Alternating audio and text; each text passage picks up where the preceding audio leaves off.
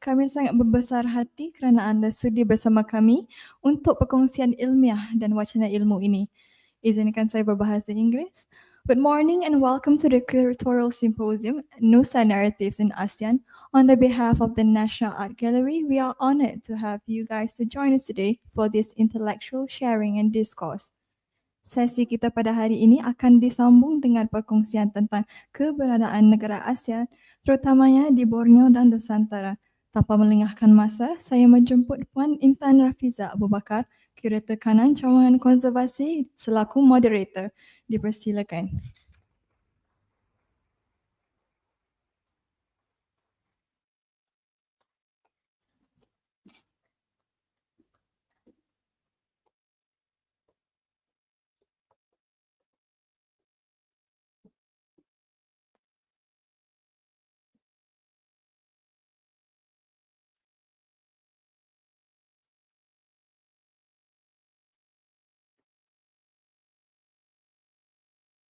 Assalamualaikum dan salam sejahtera. So hari ni ramai daripada semalam, daripada UPSI Daripada mana lagi students? UiTM.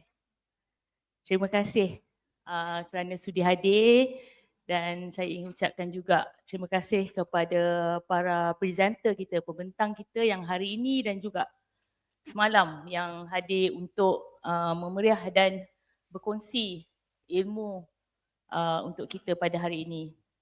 So I'm Intan Rafiza, a curator from Conservation Divisions of National Art Gallery of Malaysia, and I would like to extend my gratitude to all of you for this Simposium Narrative of Nusa in ASEAN, Simposium Kuratorial, NARATIF NUSA Dalam ASEAN.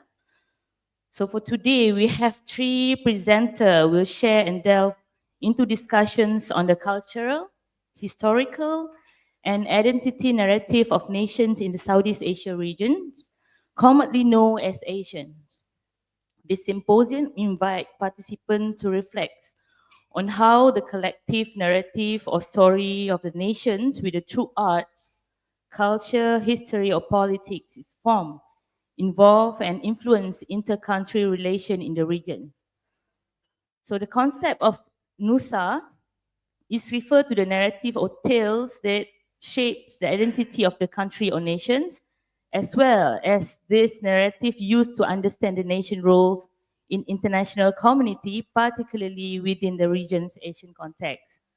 So saya nak kita lihat semula apa tujuan dan tema simposium yang kita adakan pada hari ini, yang kita melihat pada 4 perkara, iaitu naratif identiti dalam seni visual Asian, seni sebagai pengantara komunikasi antara budaya, cabaran dan peluang dalam mengintegrasi kepelbagaian budaya ASEAN dalam seni visual, dan juga seni visual sebagai bentuk dokumentasi dan pelestarian sejarah kita.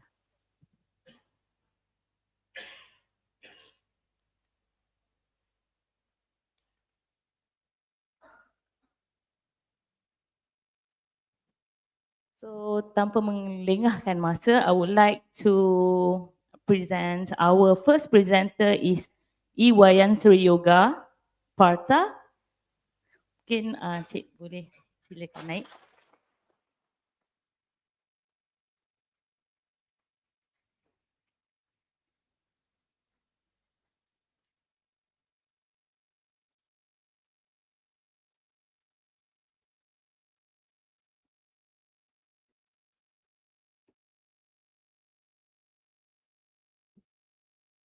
Apa khabar?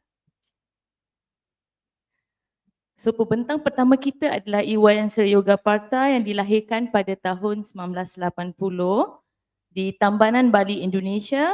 Beliau belajar di Jabatan Kraf Seni STSI, ISI Yogyakarta, izin Denpasar, dan beliau kini merupakan PhD candidates in UNHI. Ya, UNHI. And since 2006, he has been lecturer at Universitas Negeri Gorontalo. He has also written various essays on art for several newspapers, visual arts magazines, art journal, and seminar proceedings, Additional, he has served as a curator for several exhibitions. Dan pada hari ini pembentangan adalah lebih berkisahkan pengaruh sejarah seni dan budaya visual Indonesia yang terdiri daripada pengaruh tradisi dan kebudayaan tempatan, kolonialisme, agama, sosial dan politik, globalisasi dan budaya. Melalui tema ini, perbincangan akan menjurus kepada pemahaman terhadap seni dan budaya dalam lingkungan Sulawesi dan juga Papua ya. Ya. Dan kita nak lihat bagaimana transdisiplin dan tradisi kesenian ini berkaitan antara satu sama lain, dan kita melihat bagaimana apresiasi sosial, posisi politik dan lingkungan ekonomi diinterpretasikan dalam karya seni. So tanpa melengahkan masa, I would like to invite Mr. Yoga to proceed with his presentation, which is last maybe 40 minutes, and then we followed by the Q&A sessions. Thank you. Silakan.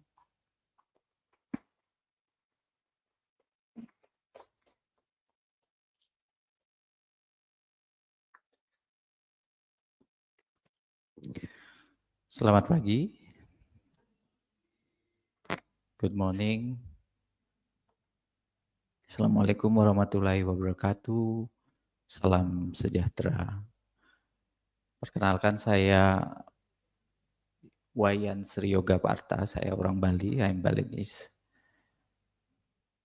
Panggilan saya Yoga. Saya mohon izin akan memaparkan dalam bahasa Indonesia atau sedikit akan terkait dengan bahasa Melayu. Latar belakang saya adalah sebelum saya menjadi lecturer atau dosen, saya terlibat di kolektif seni di Bali. Kita connect, kita terhubung dengan beberapa kolektif saat itu di awal tahun 2000-an dengan Jogja, Bandung, dan sebagian ada konferensi internasional di Jogja. Kita juga berkenalan dengan kolektif di Malaysia saat itu.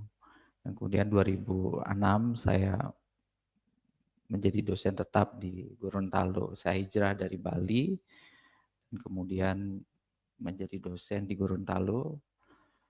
Nah, di Gorontalo adalah bukan fine art faculty atau fine art department, tetapi pendidikan. Mungkin ada tadi saya dengar dari jurusan pendidikan atau departemen pendidikan. Nah, kami di Gorontalo mengajar pendidikan seni, visual art in education. Nah, dalam perkongsian ini saya akan mencoba, di dalam bahasa Indonesia disebut pemaparan sebetulnya. Saya akan mencoba memberikan sedikit overview tentang atau pengantar tentang posisi seni rupa yang berkembang di Borneo atau Kalimantan bagian Indonesia, dan juga di Sulawesi dan sekitarnya. Di sini ada sahabat saya Jimpe mungkin yang akan bisa sebetulnya memiliki wilayah yang lebih khusus di Makassar.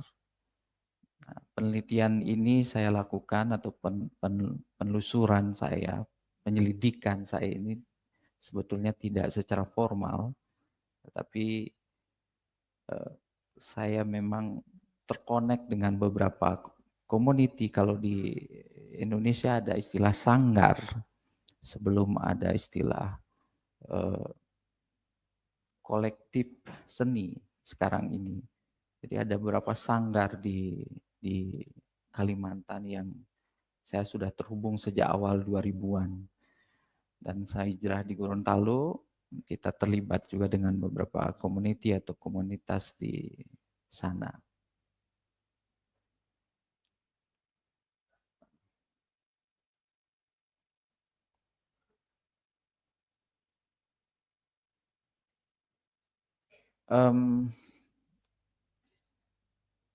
Membahas seni rupa Indonesia sebetulnya, apalagi dalam konteks historiografi,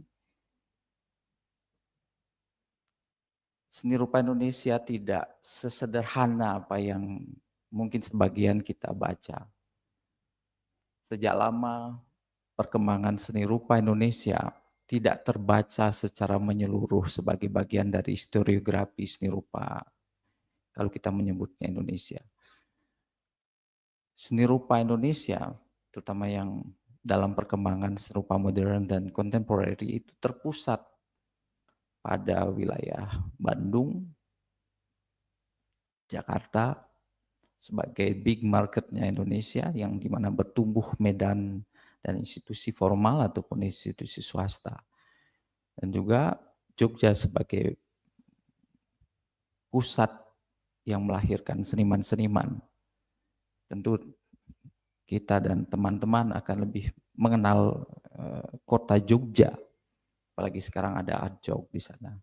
Kemudian Bandung dengan ITB, dan sebagian sebetulnya ada di Bali.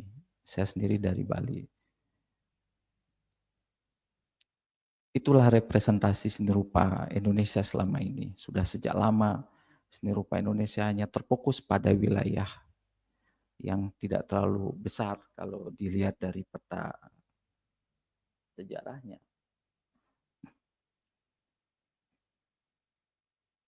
Kalau dilihat dari peta, dia sebetulnya hanya kecil dari wilayah yang sangat luas ini. Tetapi secara pembahasan, diskursus, dia seolah-olah mewakili wilayah yang sangat luas. Dan itu terjadi selama puluhan tahun. Bacaan historiografi Indonesia hanya terpusat. Itu adalah fakta yang harus kami paparkan di dalam pemaparan ini. Seni rupa Indonesia adalah terpusat, tapi memang ada sejarah bagaimana seni rupa Indonesia itu menjadi begitu terpusat dan tidak, atau belum sampai awal 2000-an belum melihat pada perkembangan yang terjadi di luar Jawa dan Bali. Dan ini terkait di dalam sejarah sejak masa kolonial sebetulnya. Kolonial Belanda dari awal abad ke-20 tidak hanya dia diawali dengan berdagang, tetapi kemudian ada penguasaan terhadap wilayah dan kemudian mendirikan kekuasaan dalam bentuk formal. Nah, di situ sebetulnya ada juga upaya-upaya untuk mengangkat seni dan memperkenalkan seni dari Western, dari Barat kepada masyarakat Indonesia. Ada constraint yang sudah berdiri di beberapa daerah, dari Batavia, kemudian di Surabaya juga ada constraint, di Bandung, di Semarang, di Central Java, di Medan, ya, Medan pernah ada constraint, dan Bali ada Museum Bali, dan di Makassar, di Sulawesi Selatan itu pernah ada constraint sebagai center atau pusat perkembangan seni yang mereka upayakan untuk mengenalkan kesenian-kesenian baik Western style atau Western art dan indigenous art. Dan setahu saya juga di Balikpapan pernah ada kunstring.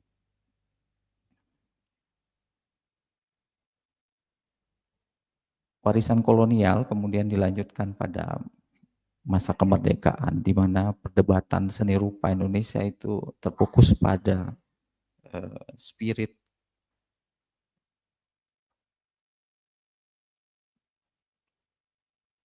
tentang bagaimana merumuskan keindonesiaan. Itu sangat kuat nuansa perjuangan di dalam area ini.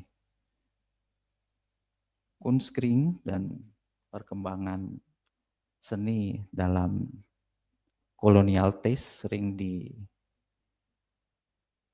difokuskan dengan seni-seni yang atau seni lukis naturalis, yang menggambarkan keindahan alam Nusantara.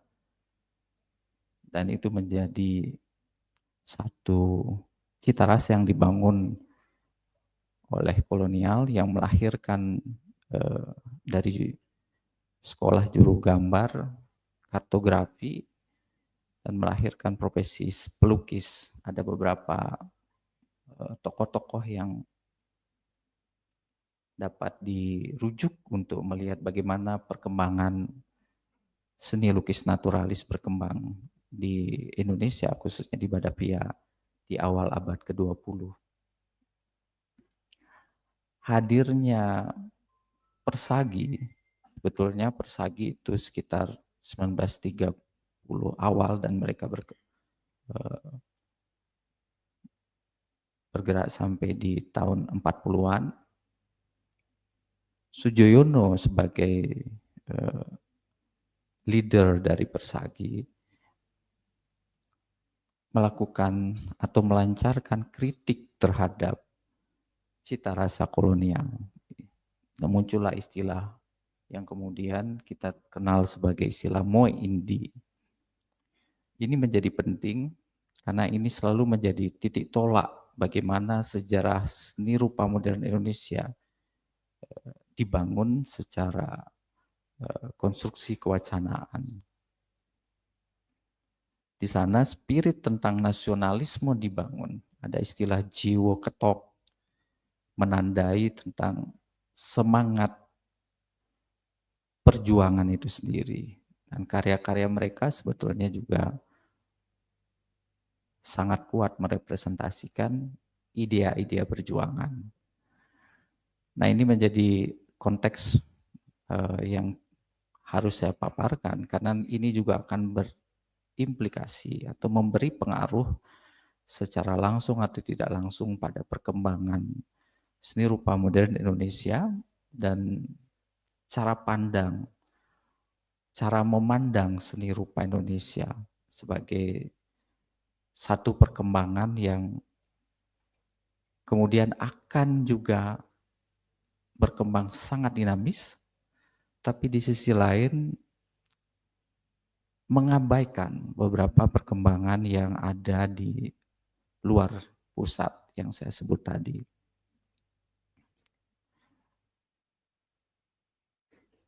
Nah, selepas Indonesia merdeka, Soeharto dengan yang kita kenal sebagai rezim baru, dari Orde Lama Soekarno, kemudian Orde Baru, kita mau sebut dengan spirit baru, tetapi juga dengan konsep baru di dalam melihat seni.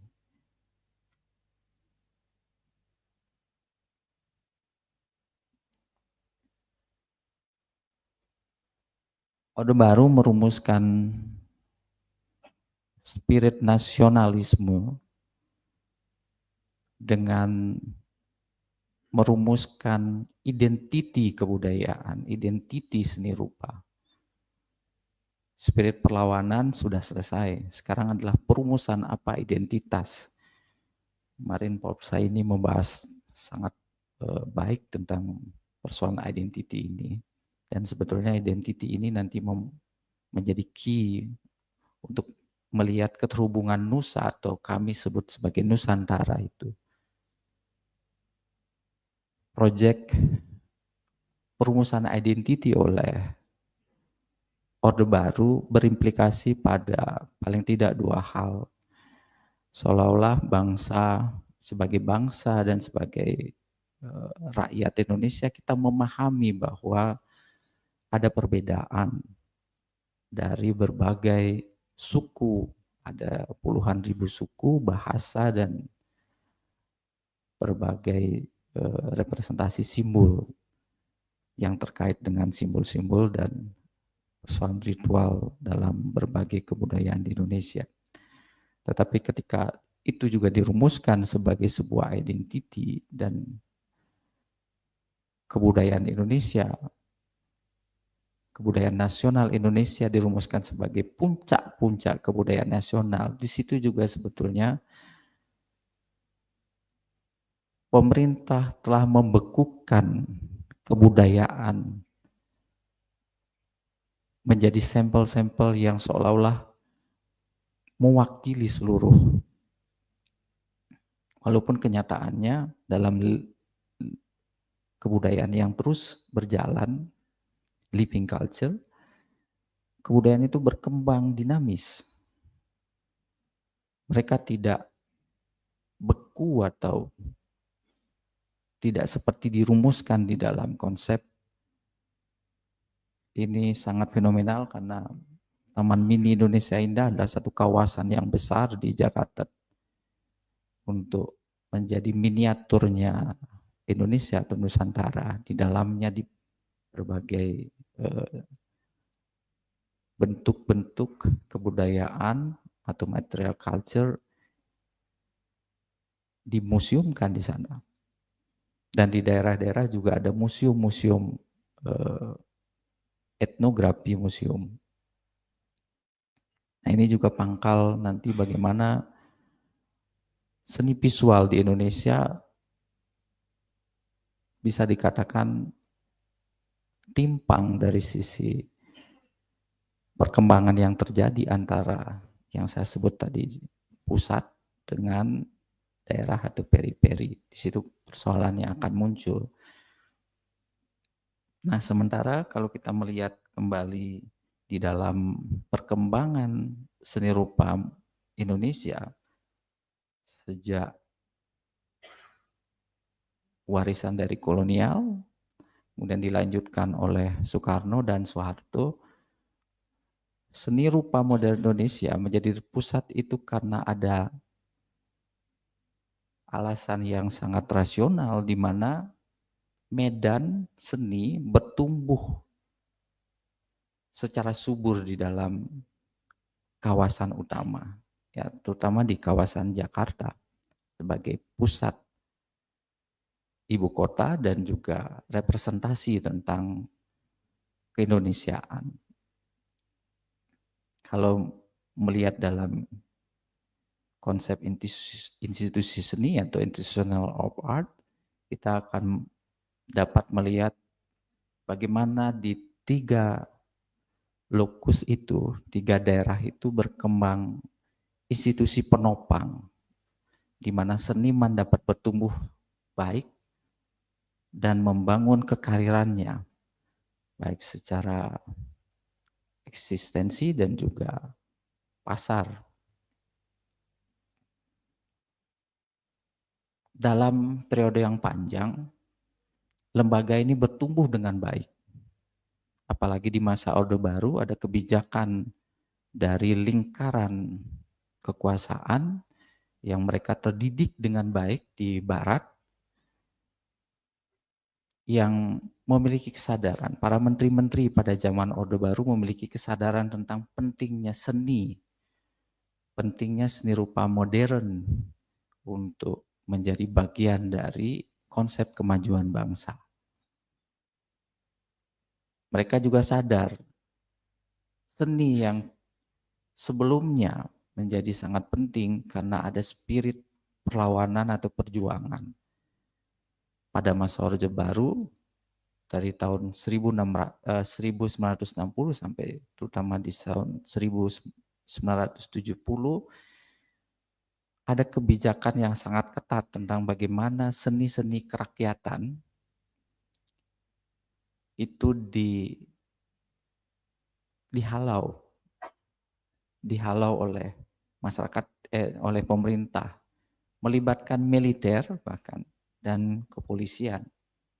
Jadi kala itu seni yang realis, ekspresionis bisa dikatakan tidak mendapat ruang yang baik, apalagi dengan isu-isu sosial. Seni rupa, seni visual yang mendapat tempat adalah seni yang berbasis etnik, yang berkembang sebagai kita sebutnya living tradition atau seni tradisi, dan juga seni modern yang tidak mengangkat isu-isu sosial, Nah, seni rupa modern yang berkembang di tahun 70 sampai 80 adalah seni formalis. Seni abstrak mendapat tempat, atau seni lukis atau seni visual yang mereka modern tetapi mengangkat nilai-nilai dari etnis kenusantaraan, sehingga itu berkembang sebagai satu stylistik atau satu mazhab yang menandai seni rupa modern Indonesia pada era itu.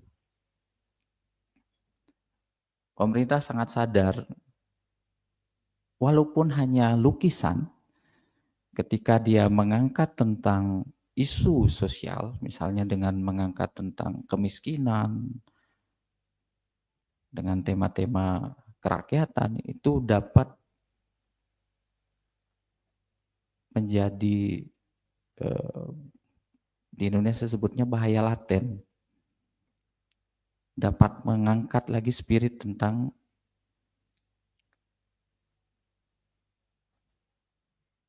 situasi yang terjadi yang sangat menjadi penanda penting, yaitu situasi 65 di mana komunisme menjadi bagian dari arus di dalam political dan spirit perlawanan kala itu. Nah, Orde Baru sangat sadar tentang seni-seni yang berpeluang untuk membangkitkan kembali kesadaran akan daya kritis. Tahun 80, Balai Lelang sudah mulai berdiri, ada surplus ekonomi yang menjadikan pasar seni sudah mulai bertumbuh. Selain tadi adanya Taman Mini Indonesia Indah dan beberapa galeri sudah tumbuh di Jakarta selain museum. Dan ada barisan kolektor-kolektor yang sudah juga mulai mengkoleksi kala itu. Kritik menjadi relatif memang saat itu. Tetapi ada penulisan seni seperti tokohnya Kusnadi setelah masa kemerdekaan, Senanto Yuliman adalah sosok-sosok yang selain sebagai Kusnadi, selain sebagai pelukis, dia juga seorang kritikus dan juga bisa dikatakan sejarawan yang melakukan pencatatan terhadap perkembangan yang terjadi dalam seni rupa Indonesia. Walaupun sekali lagi pencatatannya tidak menyeluruh di dalam konteks yang lebih luas di dalam perkembangan Indonesia.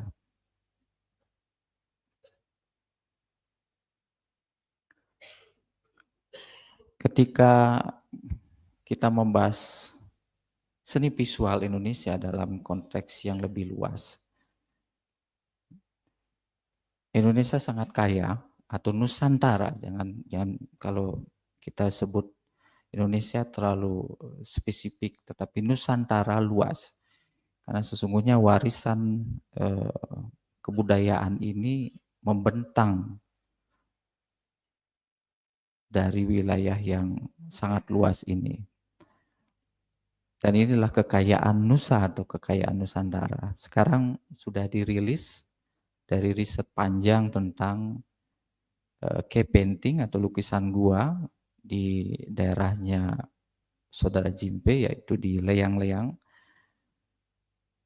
Lukisan gua di sana adalah lukisan tertua sekarang di dunia, yaitu 44.000 tahun. Itu melampaui dari Altamira di Spanyol ataupun Lascaux di Prancis sekitar 30.000 tahun.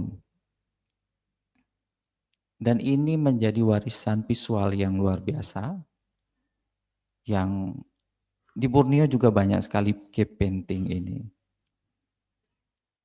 Di Sumatera membentang ke, saya yakin di daerah Sabah juga ada. Di beberapa kawasan Borneo itu banyak sekali lukisan gua atau cave painting yang diwarisi sejak masa yang sangat panjang. Selain itu, kita juga memiliki warisan living culture seperti di Sulawesi. Saya ambil salah satu contoh Toraja dengan ukiran kayu dan memakai natural color, warna alam, dan semua material dari ukiran ini adalah material alam. Sebagaimana tradisi cave painting juga memakai material alam. Warna merah adalah satu mineral yang memang ada banyak sekali di Sulawesi yang disebut dengan hematite, warna merah khas yang ada di kawasan kars di Nusantara. Itu adalah pewarna yang mudah sekali kita temui selain warna-warna yang lain. Warna kuning, oker juga adalah mineral yang kaya di Sulawesi dan juga beberapa wilayah yang lain di pegunungan kars Nusantara yang disebut dengan lemonite. Sementara warna hitam itu adalah warna yang juga dekat dengan kehidupan keseharian masyarakat kita di Nusantara, dan mungkin juga bukan hanya Nusantara tapi di seluruh dunia, yaitu tradisi memasak yang melahirkan, kalau di Indonesia disebutnya sebagai arang gitu ya.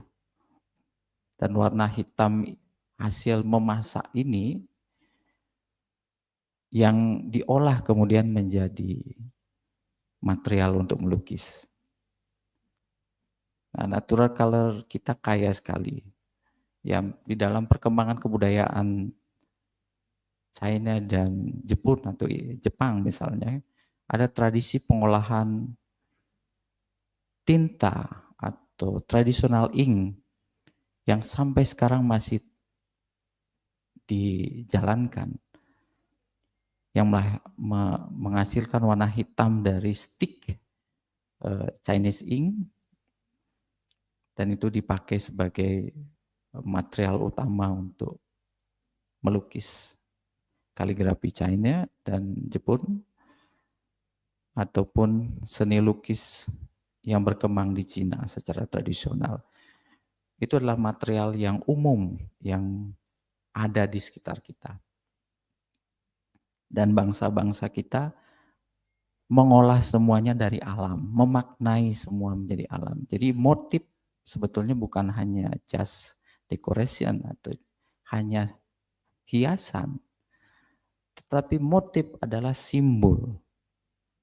Motif adalah penghayatan nenek moyang kita terhadap hubungan dengan baik sosial, alam, dan alam yang menjadikan manusia ada. Di dalam motif sangat kaya dengan simbol-simbol dan makna. Even dalam arabes misalnya, seni-seni Islam juga sebetulnya bukan hanya hiasan untuk masjid. Mohon maaf jika saya salah, tetapi adalah simbol tentang keilahian, keterhubungan. Nah, kita di Indonesia juga seringkali kita abai bahwa seni-seni tradisi itu kita anggap sebagai situasi yang sudah masa lalu. Dan tidak lagi kita melihat makna-makna di balik penciptaan atas motif ataupun atas simbol-simbol itu. Atau simbol itu seringkali hanya menjadi bagian dari ritual yang juga mulai ditinggalkan. Nah, beberapa daerah khususnya di Sulawesi seperti Toraja,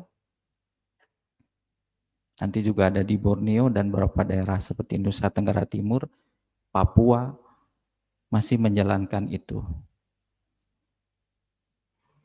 Tetapi dalam pandangan modern, kita sering melihat ritual atau tradisi itu sebagai situasi yang atau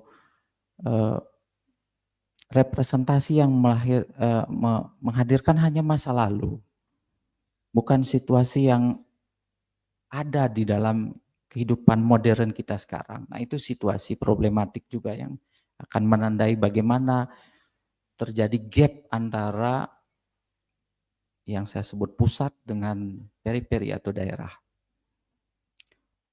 Dan seringkali seniman daerah juga tidak mampu keluar dari persoalan representasi simbol. Itu juga ada problematik pada lapis yang berikutnya. Tetapi di dalam kajian seni visual tradisi ini saya ingin menunjukkan bahwa ini terhubung. Warna alam itu mendasari seluruh tradisi warna bisa disebut di dunia. Sehingga misalnya warna putih, merah, dan hitam itu ada di seluruh wilayah. Mulai dari Indonesia sekarang, Malaysia, Brunei, dan sebagian besar Asia Tenggara. Warna putih hitam adalah basic color yang sebetulnya menjadi penanda tentang bagaimana manusia memaknai hubungan secara sosial dan juga hubungan alam dan hubungan dengan Sang Pencipta. Sehingga warna ini bisa disebut sebagai warna yang merekatkan sebetulnya kita semua. Basic color. Dan di dalam teori modern, putih, white and black, there is no color. Itu pelajaran seni rupa ya. Di dalam teori Winsor and teori warna, teori Newton, itu bukan color. Tetapi di Nusantara itu adalah warna. Dan lain itu juga di dalam pelajaran seni di modern, there is not painting. Itu bukan lukisan. Tetapi dalam tradisi visual Nusantara, line, garis adalah dasar yang sangat penting. Nah, itu juga merupakan nanti catatan bagaimana seni-seni kontemporer akan mengangkat kembali kekuatan-kekuatan itu. Borneo kemarin juga sudah dibahas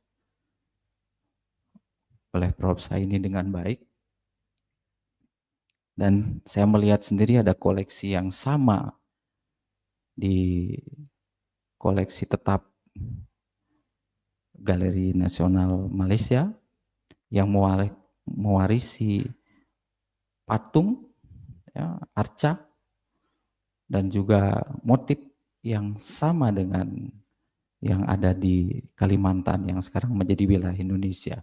Dan motifnya banyak sekali sebetulnya. Dan juga tradisi arca ini sangat kuat. Di Palangka ada museum etnografi, Museum Balanga, Kalimantan Tengah yang memiliki koleksi luar biasa tentang seni etnik Kalimantan, khususnya kawasan Kalimantan Tengah dan Banjarmasin. Dan sekali lagi, seni-seni ini bukan hanya decoration sebetulnya, bukan hanya pemujaan yang dianggap, mohon maaf, oleh sebagian dari kita sebagai tribal religion gitu ya. Tetapi ini adalah hasil pengolahan atas penghayatan kita terhadap atau nenek moyang kita terhadap alam. Dan itu sumber yang sangat kaya, sumber visual yang sangat kaya untuk menjadi penelusuran bersama ketika kita melihat Nusa sebagai kekuatan atau Nusantara sebagai kekuatan, sebagai modal yang kemarin kami membahas dengan Pak Dr. Zaimie, kita punya modal yang sangat kuat dan saya setuju atas kesepakatan itu bahwa Nusa ini memiliki modal yang sangat kuat. Ini hanya sebagian kecil dari beragamnya potensi-potensi yang ada secara visual.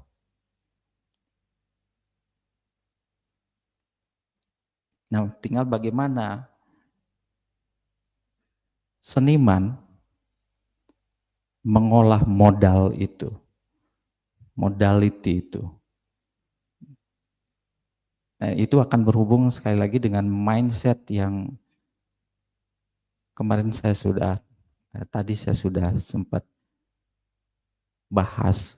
Mindset itu juga akan mempengaruhi perkembangan yang terjadi. Belum lagi Papua, saya pernah melancong sampai Maluku bagian tenggara yang terhubung dengan Kepulauan Tanimbar. Tanimbar terhubung dengan Nusa Tenggara Timur sampai Timor Leste sekarang. Memiliki tradisi visual yang sangat kaya. Walaupun dalam perkembangannya tradisi itu dihilangkan oleh sistem kepercayaan atau agama-agama modern yang masuk. Nah, Papua ini juga problematik yang khas di Indonesia. Tapi kekayaan Papua luar biasa. Sentani memiliki tradisi yang banyak sekali, salah satunya adalah lukisan di atas kulit kayu yang disebut dengan kombo.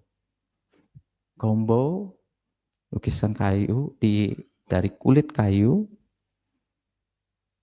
itu jenis kulit khusus yang diolah dengan ditumbuk, dipukul, direndam, dikeringkan sehingga menjadi natural fiber, serat yang sebagian dipakai pakaian dan sekarang menjadi satu, kalau dalam perkembangan contemporary art, fiber art menjadi satu potensi yang luar biasa sekarang. Papua sangat kaya dengan ini. Belum lagi anyaman dan sebagainya yang juga berasal dari material alam. Di Papua ada museum yang disebut dengan Museum Loka Budaya yang juga memiliki koleksi sangat bagus tentang seni-seni visual yang berkembang atau ada di seputaran Papua. Tidak banyak juga seniman-seniman Indonesia yang mengeksplorasi kekayaan itu sebetulnya. Karena sekali lagi, Jogja Jogja ada perkembangan yang sangat dinamik. Tetapi seberapa persen mereka melakukan riset ke daerah-daerah itu tidak banyak.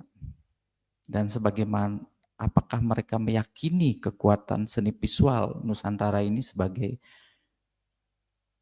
sumber inspirasi atau titik tolak untuk mereka mengembangkan seni-seni yang baru. Ini peluang yang menurut saya masih terbuka dalam konteks Indonesia.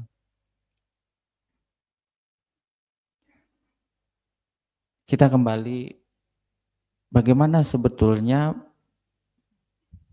potensi yang kaya dengan realita yang terjadi.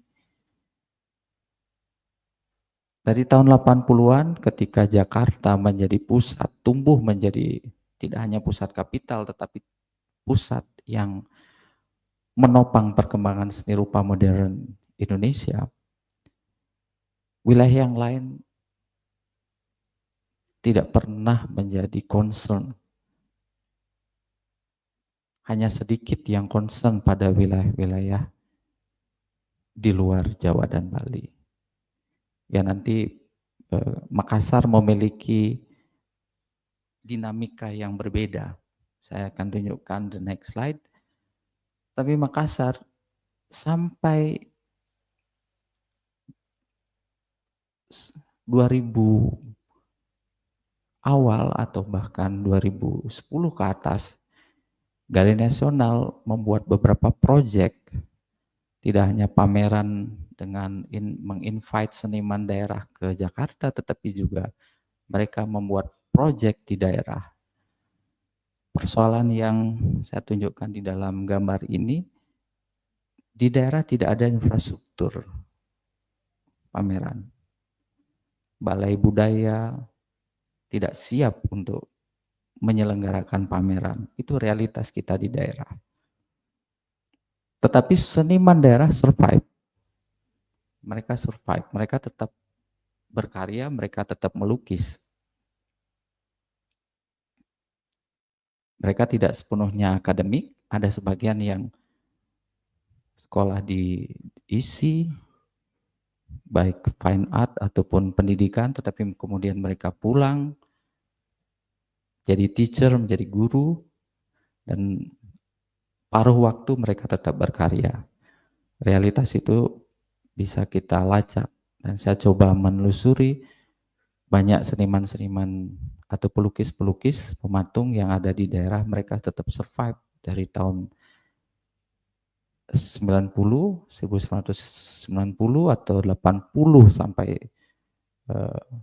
sekarang mereka masih tetap berkarya. Dalam keterbatasan yang ada. Dalam keterbatasan yang terjadi.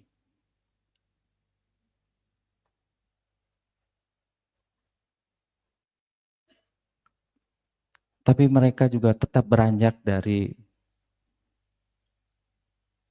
tema-tema yang terkait dengan warisan-warisan yang ada di sekitar mereka.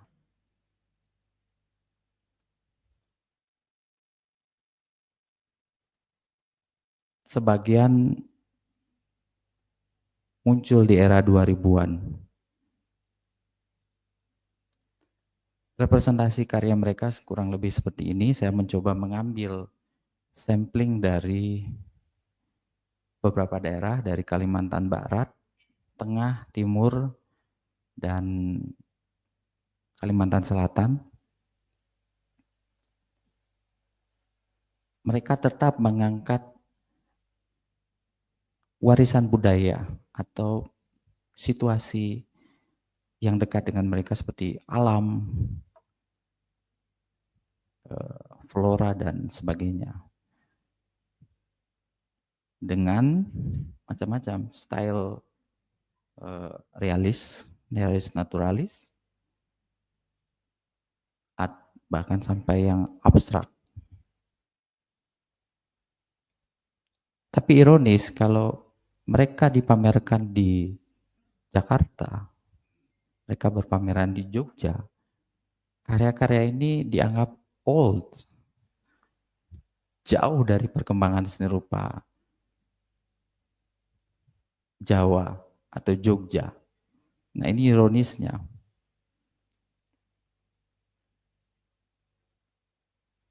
Ini yang menjadikan historian-historian di Indonesia, kalau ada, memang sekarang belum sebetulnya ada historian yang mampu melihat perkembangan atau mau melihat perkembangan yang menyeluruh, ini tidak pernah terbaca dalam historiografi seni rupa Indonesia. Bahkan apalagi dalam seni rupa contemporary art, mereka jauh dari pembacaan terhadap perkembangan yang terjadi. Nah, saya melihat satu perkembangan menarik pasca COVID 2020 dan mulai adanya isu tentang pemindahan ibu kota. beberapa seniman di dalam beberapa pameran di tahun 2022, 2023 atau sebelumnya, mereka bereaksi terhadap isu IKN. Nah, ini menurut saya sebagai satu catatan, kalau kita melihat perkembangan terakhir dari stilistik yang masih sangat biasa, tetapi ada kesadaran untuk mereka menyadari lagi posisi mereka di dalam isu besar, isu nasional, isu tentang pemindahan, persoalan tentang pemindahan ibu kota yang sampai sekarang masih menjadi tanda tanya. Misbah Tamrin adalah seniman yang tergabung di dalam Sanggar Bumi Tarung yang berbasis di Jakarta. Dia adalah asal Kalimantan Selatan. Diundang secara khusus karena karya-karyanya di Sanggar Bumi Tarung memang sangat kritikal dengan situasi sejak Orde Baru. Saya juga melihat perkembangan di Kalimantan Timur. Surya Dharma saya kenal sejak tahun 2002. Dia sudah membuat pameran di hotel dulu di Balikpapan saat minyak menjadi industri minyak menjadi primadona di Balikpapan. Ini juga terjadi di Kalimantan Selatan. Ini adalah seniman muda, sekolah di ISI Yogyakarta. Dia juga mencoba mengekspresikan persoalan kritis tentang situasi-situasi lokal yang terjadi. Dan dia memakai representasi budaya lokal untuk berbicara tentang persoalan-persoalan isu-isu sosial. Hanya di dalam seni lukis. Ini adalah karya instalasi yang dibuat di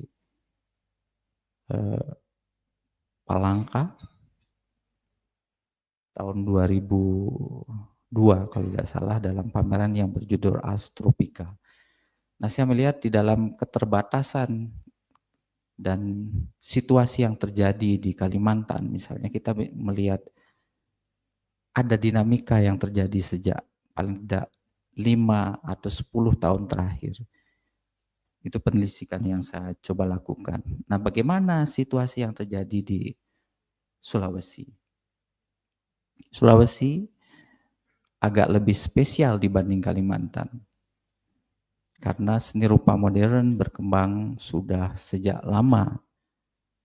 Di dalam catatan Prof. Sopian Salam, seorang senior lecturer di Universitas Negeri Makassar, mencatat tahun 70 telah terjadi perkembangan dan tumbuhnya lembaga seni di Makassar yang menjadi penopang tumbuhan perkembangan yang terjadi di dalam seni rupa Makassar. Tahun 80 mereka sudah banyak sekali pergerakan yang terjadi. Berbagai jenis style lukisan kalau dirumuskan di dalam buku ini, sebagian besar mengangkat tentang atau menjadi bagian dari stil realistik ataupun naturalis.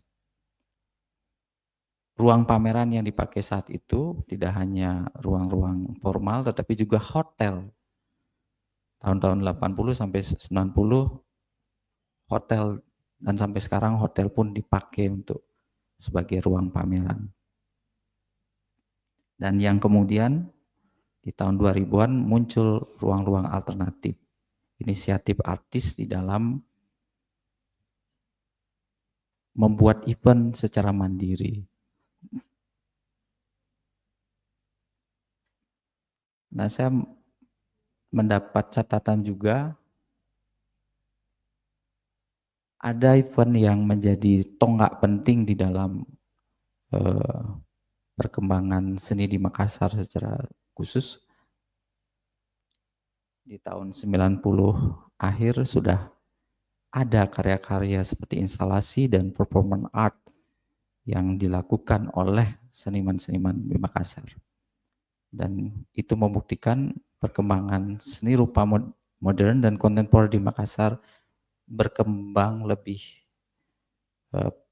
dinamis dibanding daerah-daerah lain di Indonesia bagian timur. Karena saya mencatat Gorontalo misalnya, tempat home base saya, baru berkembang activity pameran itu sejak 2015 dan baru ada galeri, private galeri di sana. Kampus sampai sekarang belum memiliki fasilitas pameran. Ada museum etnografi tetapi juga tidak memiliki fasilitas atau memiliki program tentang seni rupa yang berkembang saat ini. Berikutnya ada tradisi yang dijalankan oleh saudara Zaimie. Bienal ini menjadi satu,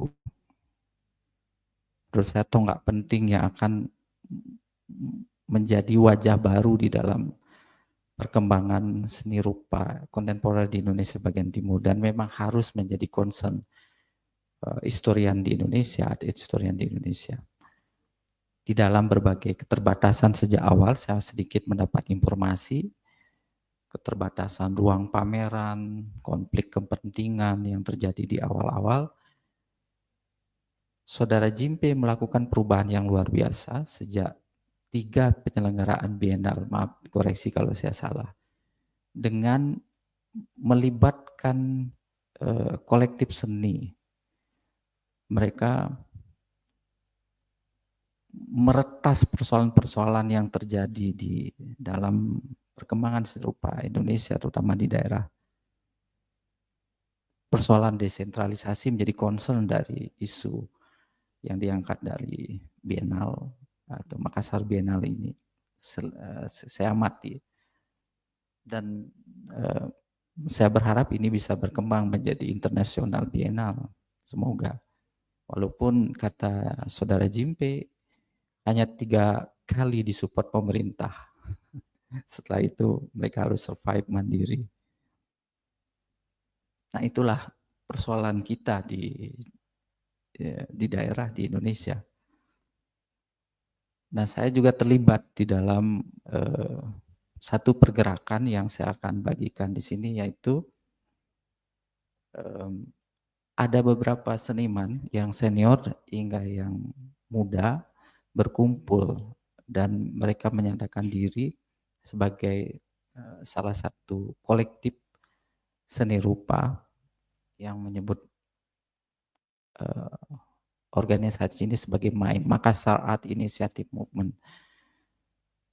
Tahun 2021 kami menyelenggarakan satu pameran instalasi outdoor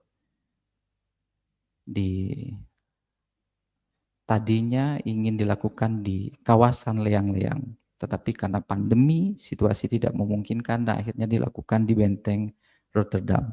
Ada 10 set karya yang dibuat pada waktu itu mengangkat spirit Leang-Leang, warisan budaya dunia. Seniman-seniman ini mencoba menjadikan itu inspire di dalam penciptaan mereka. Jadilah 10 set karya instalasi. Walaupun ini memang tidak berkembang secara terprogram seperti Makassar Bienal, tetapi bagian dari seniman yang terlibat di main juga menjadi peserta di dalam Makassar Bienal yang 2013 atau saya 2015 ya. Oh 2019.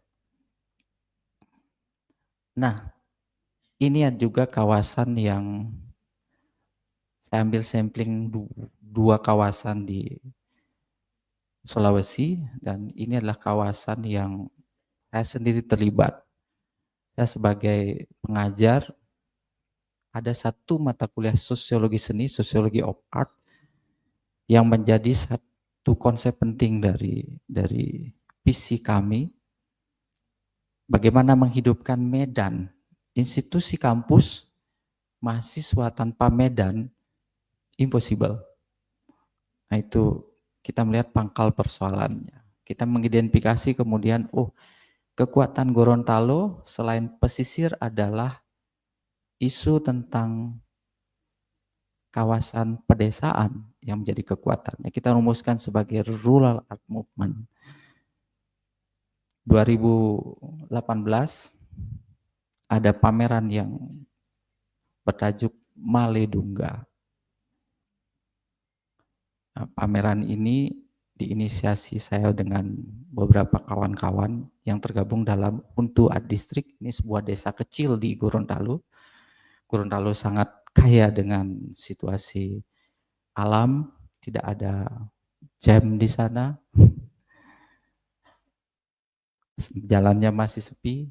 Saya kalau ke Gorontalo, saya seperti healing karena Bali sangat crowd, jam tiap hari. Ke Gorontalo saya free, saya tidak bawa kendaraan, saya menikmati alam di desa. Nah, sembari kita membuat proyek, ini juga 2 tahunan, ini juga bienal event. Next akan ada event lanjutan dari ini. Ini event yang dibuat di desa oleh seniman yang sekarang juga bisa di searching, Iwan Yusuf, kelahiran Gorontalo tetapi base sekarang di Jogja. Ini isu tentang alam dan pertanian. Indonesia sangat banyak isu-isu, salah satu isu tentang pertanian. Baru Kementerian Pertanian mengkoreksi beberapa situasi kartel-kartel yang terjadi di dalam distribusi pertanian di Indonesia. Nah, isu ini sebetulnya mengangkat tentang persoalan pertanian. Ini ditanam langsung di sawah, di satu petak sawah. Membutuhkan waktu 3 bulan dari benih ditanam, seeding, tumbuh, baru 3 bulan baru bisa dinikmati karya ini. Jadi karya ini harus dibuat dalam waktu yang cukup panjang. Saya mengikuti prosesnya. Dan kemudian untuk melihat karya ini harus dari top, dari atas. Jadi ada panggung yang dibuat dalam ketinggian 15 meter untuk menyaksikan karya ini. Karya ini diselenggarakan oleh anak-anak muda di desa. Ada situasi hari di mana ini menjadi viral dan kemudian lebih dari 1.000 orang mengunjungi lokasi itu dan jam selama 4 jam, stuck. Karena kita tidak menduga akan dihadiri oleh sekian banyak pengunjung dari sekitaran Gorontalo. Dan jam di jalan desa yang kecil, cuman 6 meter. Tetapi event ini ditutup pas sebulan. 2 hari setelah, ada bupati dan istrinya datang memaksa untuk melihat ini. Penyelenggara tidak mau buka sama sekali, digembok. Karena ya kita disiplin ini hanya bisa 1 bulan, setelah itu tidak boleh. Jadi konflik juga di situ. Nah ini sebuah catatan yang ya ini tidak disupport pemerintah sama sekali. Ada 1 kali saya terlibat di dalam proyek-proyek di Gorontalo yang pemerintah terlibat tapi kemudian dia menarik diri. Oke, kita jalan tanpa support. Pameran yang dilakukan dalam event Maledungga memakai gilingan padi ya. Saya tidak tahu bahasa Malaysia gilingan padi. ada ya. Di Indonesia sudah hilang gilingan ini, tidak banyak, tapi di Gorontalo masih ada. Ini gudang penyimpanan beras. Nah, itu yang kita pakai sebagai tempat pameran. Waktu itu kita mengundang Dr. Wei Hong Jin untuk menghadiri pameran ini. Dan sampai sekarang ada program yang disebut dengan Pasar Ambua yang melibatkan masyarakat ibu-ibu. Setiap 2 bulan ada event yang terus berlangsung sampai sekarang. Setelah event Malibungga. Ini masih berjalan dengan baik inisiatif artis yang tergabung dalam Huntu Art District atau Hardis. Nah, dari case ini saya melihat, dan memang juga kalau melihat Arjok sejak 3 tahun terakhir terjadi perubahan yang signifikan dalam memandang Indonesia secara teritori yang masih luas dalam budaya dan juga geografi. Seni rupa kontemporer dalam konsep yang kita pahami, mungkin teman-teman dari kampus paham dengan konsep ini. Salah satu kekuatan Nusantara menurut saya adalah kekayaan budaya, alam, dan tradisi. Ini sebagai inspire yang tidak pernah pupus untuk dikembangkan. Dia menjadi kekuatan. Terbukti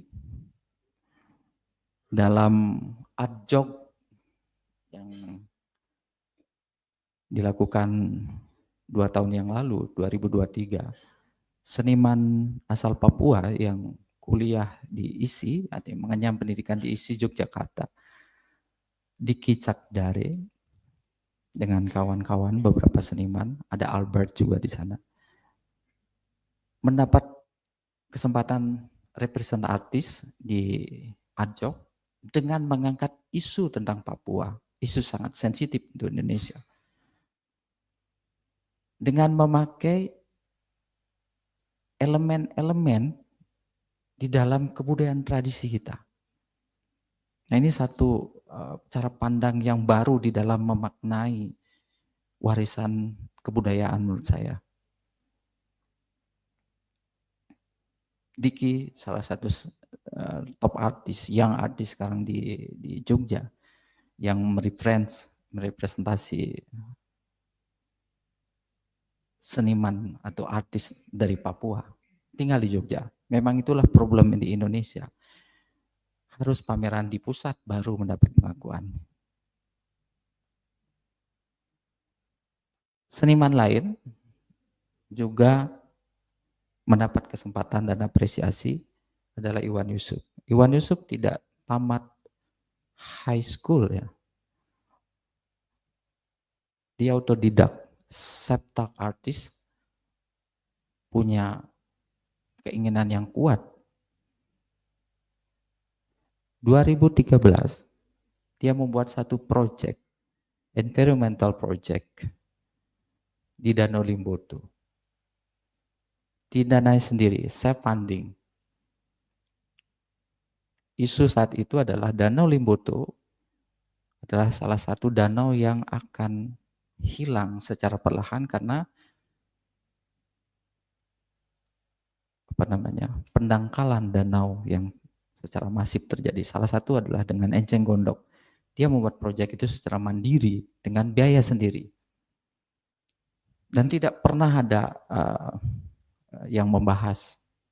Tetapi pada masa pemerintahan Yudhoyono, Susilo Yudhoyono, ternyata proyek ini menjadi satu pertimbangan oleh pemerintah pusat dan lembaga kajian NGO untuk melakukan konservasi terhadap danau, 7 danau utama di Indonesia, salah satunya Danau Limboto. Nah, disitulah dia mendapat ide tentang jaring. Nah, karya jaring dibuat dari tahun 2015, karena di Danau Limboto selain Enceng Gondok ada keramba-keramba perikanan ikan yang memakai jaring. Nah, dia mengolah jaring dan kemudian menjadi medium untuk ekspresi karyanya. Raw material, sangat raw material. Kehadiran Iwan dengan jaring sekarang menjadi cukup favorit untuk contemporary artist. Dan saya melihat material menjadi penting. Material is matter di dalam perkembangan seni rupa kontemporer. Dan itu bersumber dari daerah. Saya pikir ini menjadi satu kekuatan yang kalau kita bicara tentang potensi nasional, potensi Nusa, itu sangat kaya. Dua sampel ini kita bisa melihat bahwa kekayaan budaya menjadi satu potensi yang dapat dikembangkan di dalam karya-karya seni kontemporer.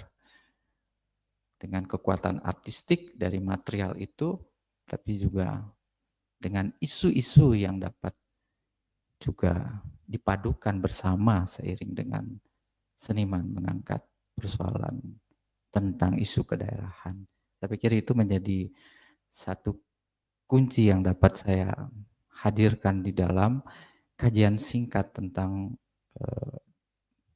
memandang Kalimantan dan Sulawesi, dan ini belum menjadi catatan historiografi nasional. Mungkin next akan menjadi catatan untuk memperkaya seni rupa Indonesia. Iya, saya melihat disinilah kekuatan kita. Dan saya berharap forum ini juga dapat memicu bagaimana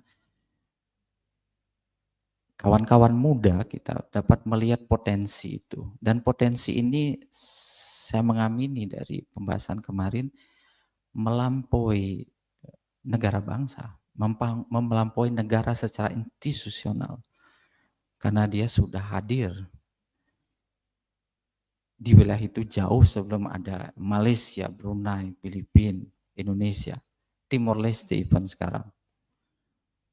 Dan inilah kekuatan kita kalau kita bicara tentang seni rupa dalam konteks global, dalam konteks strategi kebudayaan, dan seni juga menjadi bagian dari politik di dalam arena global itu. Mungkin itu yang saya dapat sampaikan. Terima kasih untuk kesempatan.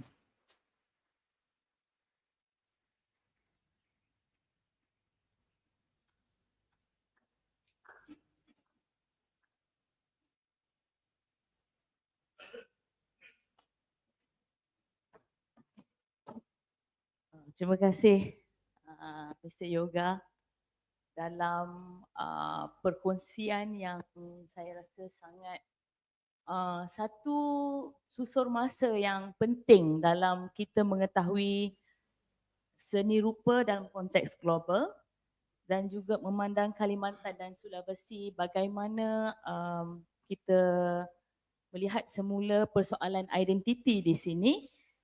Dan daripada kita lihat ada karya Misbah Tamrin yang daripada Sanggar Bumi Tarung, ya. So the idea of sanggar dan bergerak kepada kini pengkarya ataupun seniman muda yang menyentuh kepada the idea kumpulan kolektif seni. Dan di sini juga mungkin anda boleh melihat bagaimana beberapa contoh kolektif yang dimaklumkan seperti Huntu Art District, Makassar Art Initiative Movement yang banyak menyentuh tentang potensi melampau negara bangsa dan menyentuh isu alam sekitar dan juga isu yang lebih merakyat. Ya, sebelum saya rasa kita ada dalam 15 minit untuk tuan-tuan dan puan-puan, sekiranya ada apa-apa soalan yang ingin ditujukan kepada presenter kita. Dipersilakan.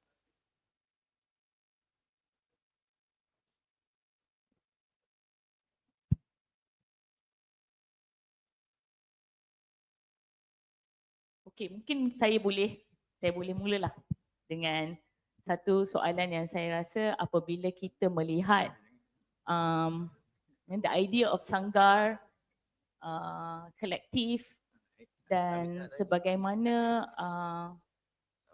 pengkarya ataupun seniman-seniman muda daripada awal tahun 60-an sehingga kini yang menyentuh isu-isu yang mungkin tidak dipersetujui oleh kepala negara itu sendiri, dan persoalannya seniman menyentuh dalam cara yang sangat halus dan tidak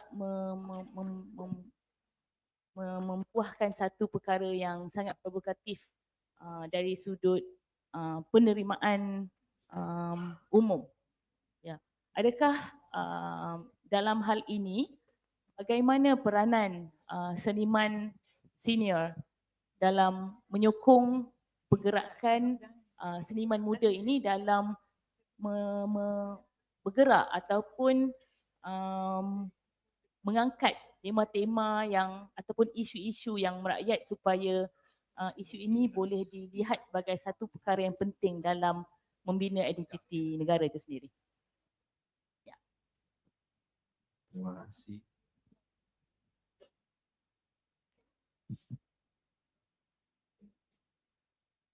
Ya, di dalam konteks Kalimantan dan Sulawesi,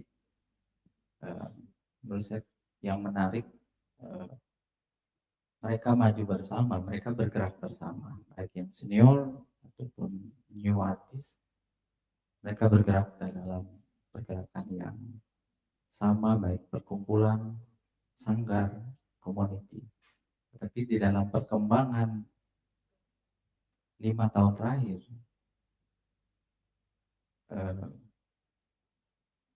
kolektif ini berkembang lebih pesat sebetulnya, karena dia lebih multidisiplin, tidak hanya pelukis, tidak hanya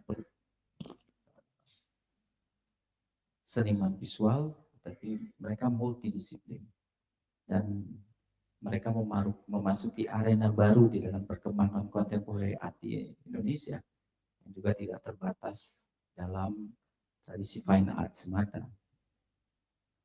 Jadi ada perkembangan yang lebih terbuka yang terjadi sejak 10 atau 5 tahun terakhir menurut saya, dan itu menjadi challenge juga untuk seniman-seniman yang lebih dahulu berkarya.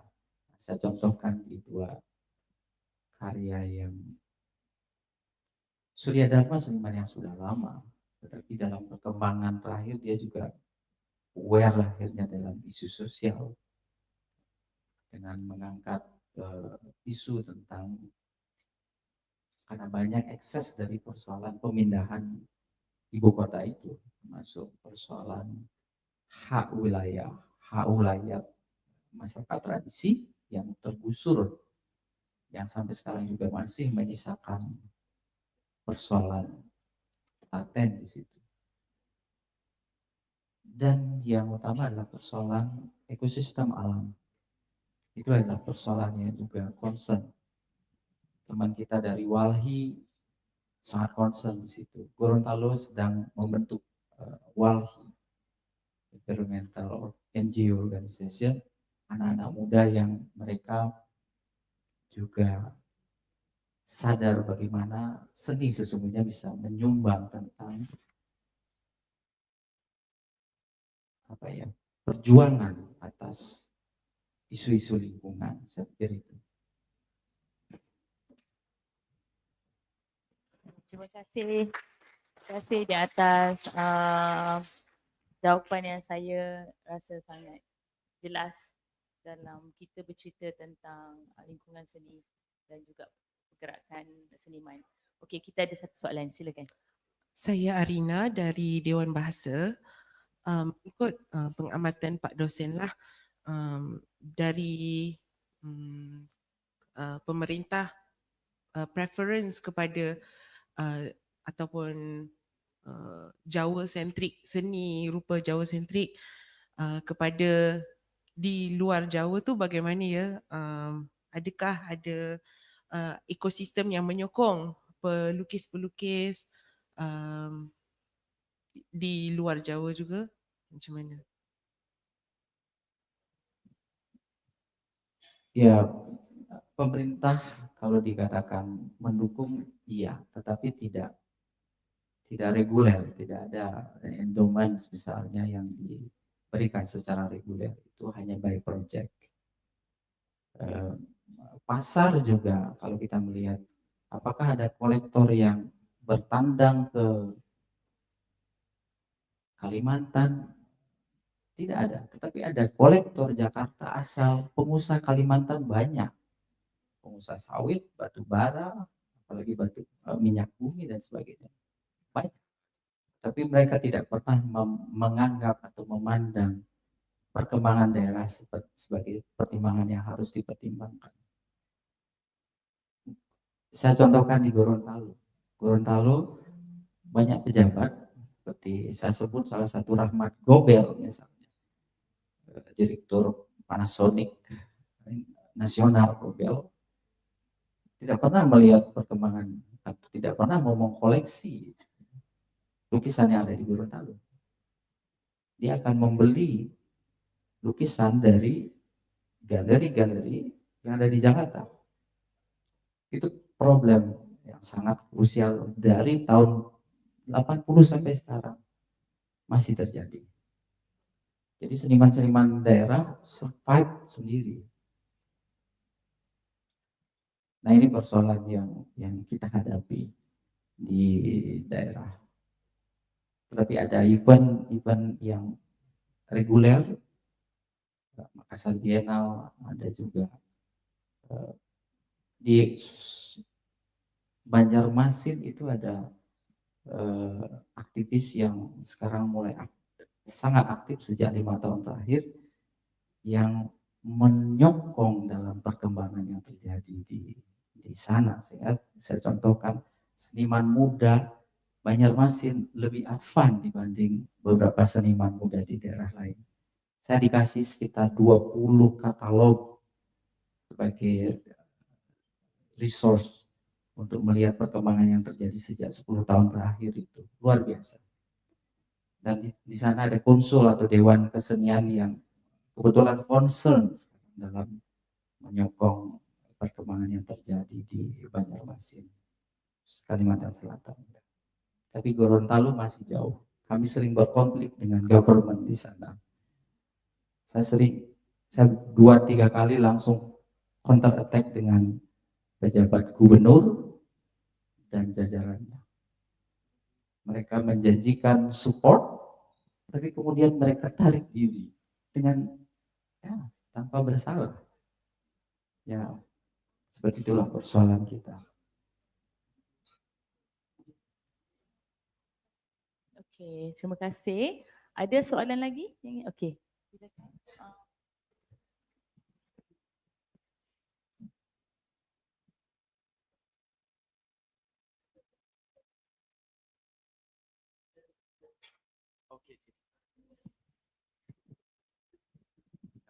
Bismillahirrahmanirrahim.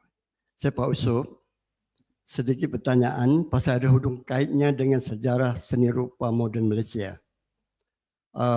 Aktivitas seni rupa Medan satu ketika dulu sangat hebat kerana Medan menjadi immigration hub daripada Jawa untuk ke Pulau Pinang, kerana Pulau Pinang masa itu adalah kota raya dan freeport.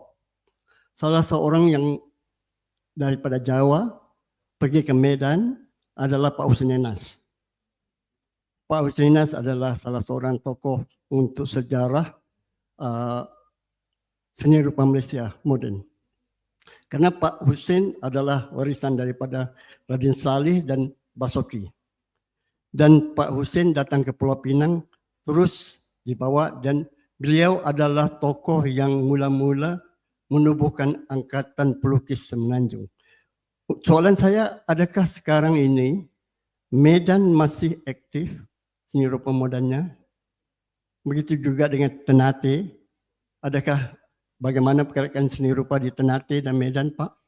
Boleh dikongsi bersama. Terima kasih, Datuk. Ya, Medan ada Kunskring yang kemudian dilanjutkan oleh masa Jepun, dan seiring dengan Toba sebagai destinasi, setahu saya juga Toba menjadi sangat penting karena Medan, Brastagi, Toba itu menjadi satu port, satu kawasan penting. Tetapi sejak 2000-an awal dan sampai sekarang sebetulnya ada satu pegiat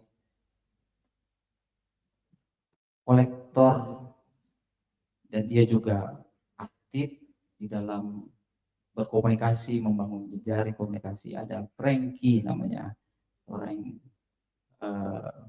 guru dari Medan. Senimannya ada, tetapi Medan nyaris tidak pernah terbaca secara nasional. Ini problem, Datuk. Dan begitu juga Indonesia bagian timur, hampir tidak terbaca juga. Nusa Tenggara Timur juga sama. Tetapi sekarang Nusa Tenggara Timur, terutama beberapa seniman juga mulai bergeliat untuk membuat event-event secara nasional. Ini Medan memang ironis menurut saya. Karena pada suatu ketika Medan adalah satu perkembangan yang penting di dalam hubungan Indonesia dengan Malaysia saat itu. Tapi sekarang bisa dikatakan jauh. Nah, saya dengan beberapa kawan melakukan penelitian ke Toba salah satu sejak 2 tahun lalu. Tahun kemarin kita juga membuat pameran. Infrastruktur museum di Toba itu luar biasa, tetapi senimannya tidak ada. Saya pernah mengontak Dolores Sasinaga, seorang Batak Toba dari Farm Sinaga, untuk membangkitkan kembali seni rupa Sumatera Utara yang memiliki warisan luar biasa. Dan inilah realitas yang terjadi, Datuk, untuk kita di Indonesia. Semoga itu bisa menjadi catatan yang dapat kami dapatkan juga di dalam perkembangan atau pengaruh seniman-seniman kita yang memberi pengaruh positif dalam perkembangan seni rupa Malaysia. Nanti saya akan minta waktu share untuk data ini. Terima kasih. Okay. Saya Fadil, ingin bertanya. Kebetulan tempat yang anda ceritakan tadi saya pernah lalui, maksudnya di Kalimantan, Samarinda, Banjarmasin, Odes, dan sampai ke Sulawesi saya pergi. Apa yang menjadi persoalannya apabila saya menemui artis-artis yang datangnya dari Kalimantan, datangnya dari Sulawesi, malahan ada dari Taroja. Bila mereka duduk di EC, lalu mereka pun menjadi Jogja. Dan saya juga question sama ada mereka sendiri tidak percayai kekuatan budaya setempat mereka untuk diangkat. Adakah kerana kolektor masih melihat imej tu? Maksudnya imej tu imej Jogja, imej Makassar, imej di Taroja. Saya rasa memang strong dia punya budaya. Tetapi kolektor masih ada kekuatan jiwa Jawanya. Adakah kerana itu mereka menjadi Jawa juga? Saya ingin bertanya sama ada artisnya masih kurang percaya dengan budayanya ataupun kerana pengaruh kolektornya sendiri. Itu soalan saya. Ya, makanya saya tadi di awal saya paparkan konsep keindonesiaan itu juga merupakan satu kunci bagaimana orang-orang Indonesia memandang diri dan daerah. Ketika dirumuskan, mereka menganggap budaya itu tradisi yang sudah selesai dan berjarak dalam konsep kemajuan. Seni rupa modern Indonesia, salah satunya adalah walaupun mereka mengangkat nilai-nilai tradisi, tetapi di sisi lain mereka juga berjarak, pelan-pelan melakukan jarak dengan nilai-nilai tradisi. Itu problem yang saya lihat. Nah, kemudian ketika seniman di daerah memang satu kunci adalah mereka tidak percaya diri. Itu memang betul. Tidak percaya diri karena tidak pernah diapresiasi. Tidak ada kolektor atau sedikit sekali kolektor yang mencari karya-karya yang berbau budaya. Nah, karena seni rupa modern Indonesia dari produk knowledge Bandung, Jogja, itu menghasilkan dinamika yang luar biasa. Hanya seniman Padang yang tinggal di Jogja, dia juga melakukan perkembangan yang jauh. Sebetulnya dalam tanda kutip itu terinspirasi sekali dengan kontemporer dari Barat, atau kemarin di awal 2000-an dari Chinese contemporary. Tapi itu sense atau taste yang juga berhubungan dengan para taste collector sebetulnya. Nah, baru belakangan kita melihat ada perkembangan yang lebih signifikan kalau melihat perkembangan itu. Nah, memang ada masalah-masalah yang seperti diungkap tadi yang sampai sekarang masih menjadi persoalan di dalam seni rupa Indonesia. Ya, terima kasih.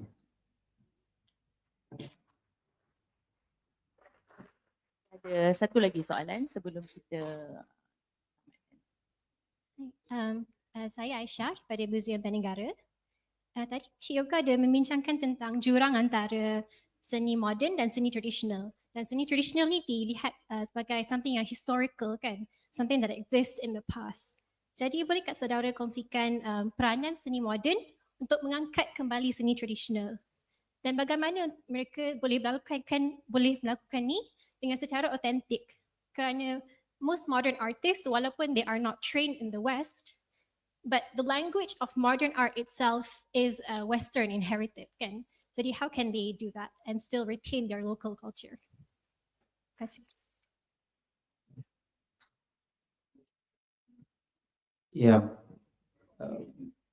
persoalan yang sangat penting untuk menandai bagaimana sebetulnya seni rupa modern Indonesia. Ada peristiwa tahun 93 sampai 95 di mana Indonesia diundang berpameran di Amerika, disebut dengan pameran kias Indonesia Amerika Serikat. Dan seni rupa modern Indonesia yang diyakini adalah seni rupa yang baru ditolak di Amerika. Tidak boleh masuki MoMA, Modern Museum ya, Modern Art Museum. Mereka hanya diterima di Ethnographic Museum. Nah, itu pangkal persoalan.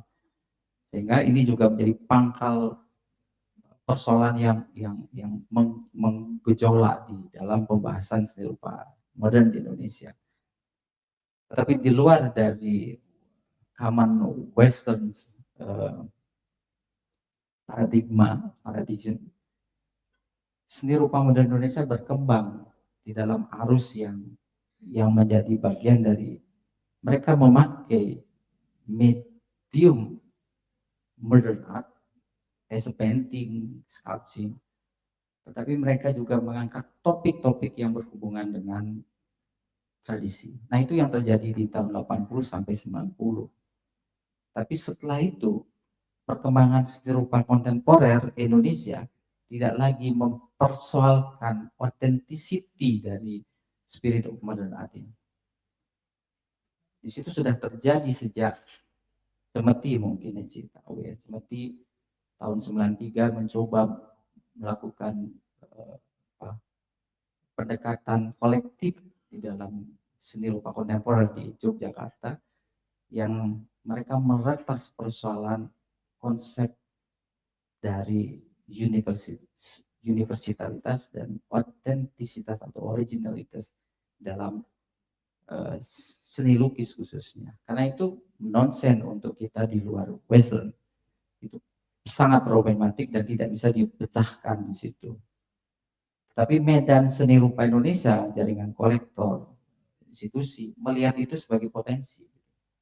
Nah, ketika perkembangan seni rupa kontemporer, persoalan itu sudah jauh dari pembahasan kita. Tetapi ada satu muncul persoalan baru. Apa common ground? What's the common ground of contemporary art in global dynamic? Itu juga persoalan baru. Dan itu tidak perlu dipecahkan sekarang. Nah, seniman-seniman kontemporer Indonesia seperti yang saya contohkan di akhir menunjukkan mereka tetap bisa mengangkat potensi lokal untuk menghadirkan representasi baru dalam irisan-irisan potensi dan originality itu, karena bukan concern mereka di situ.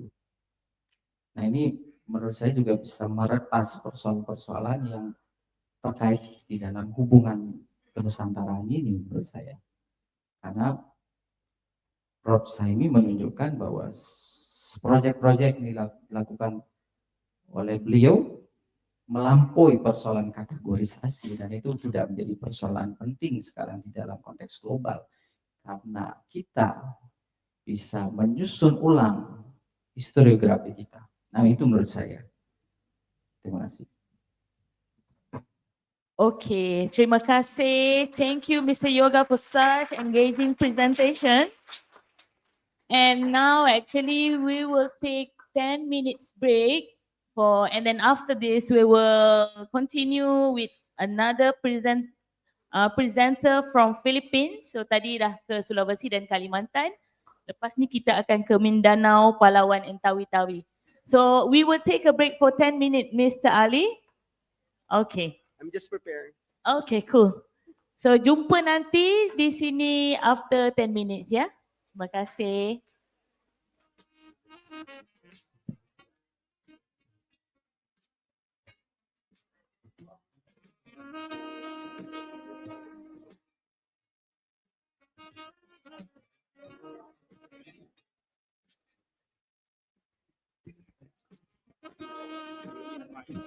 Yes. Okay, you sleep.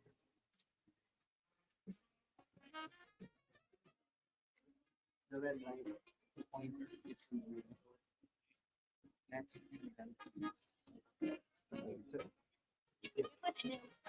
yes, of course. This is the pointer. This is the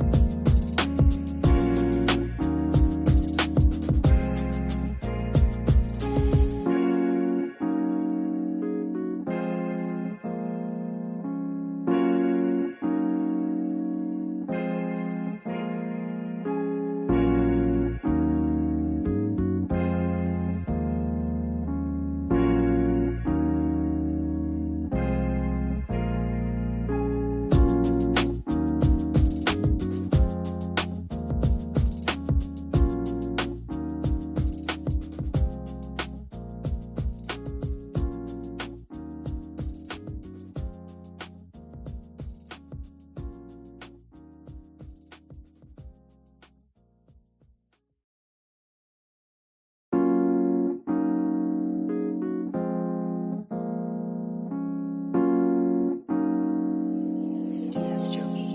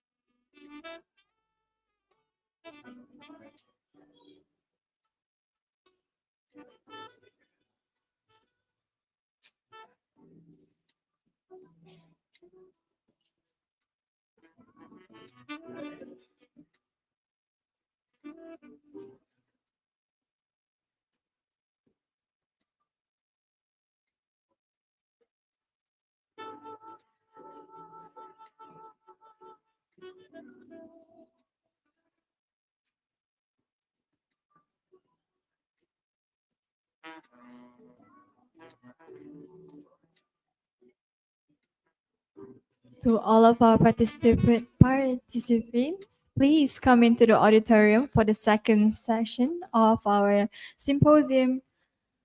Para hadirin sekalian yang berada di luar, mohon mengambil tempat masing-masing di dalam auditorium.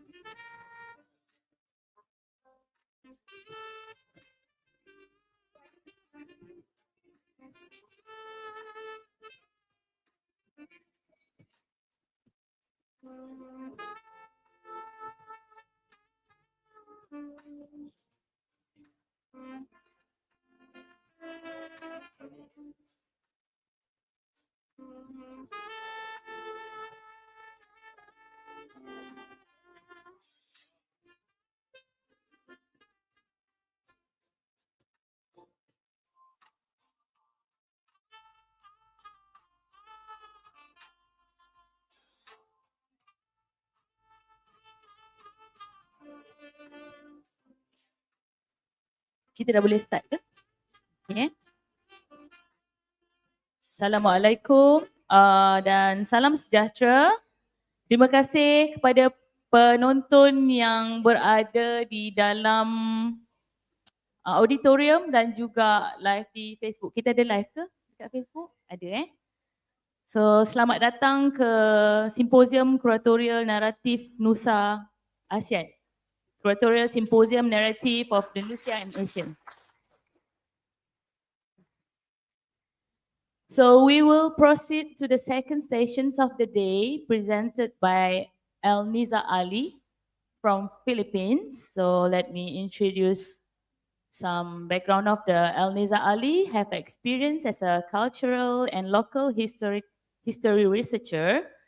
He's a participant in Alternative Culture Education Summit National Committee on Cultural Education by the National Commissions for Culture and the Arts, NCCA.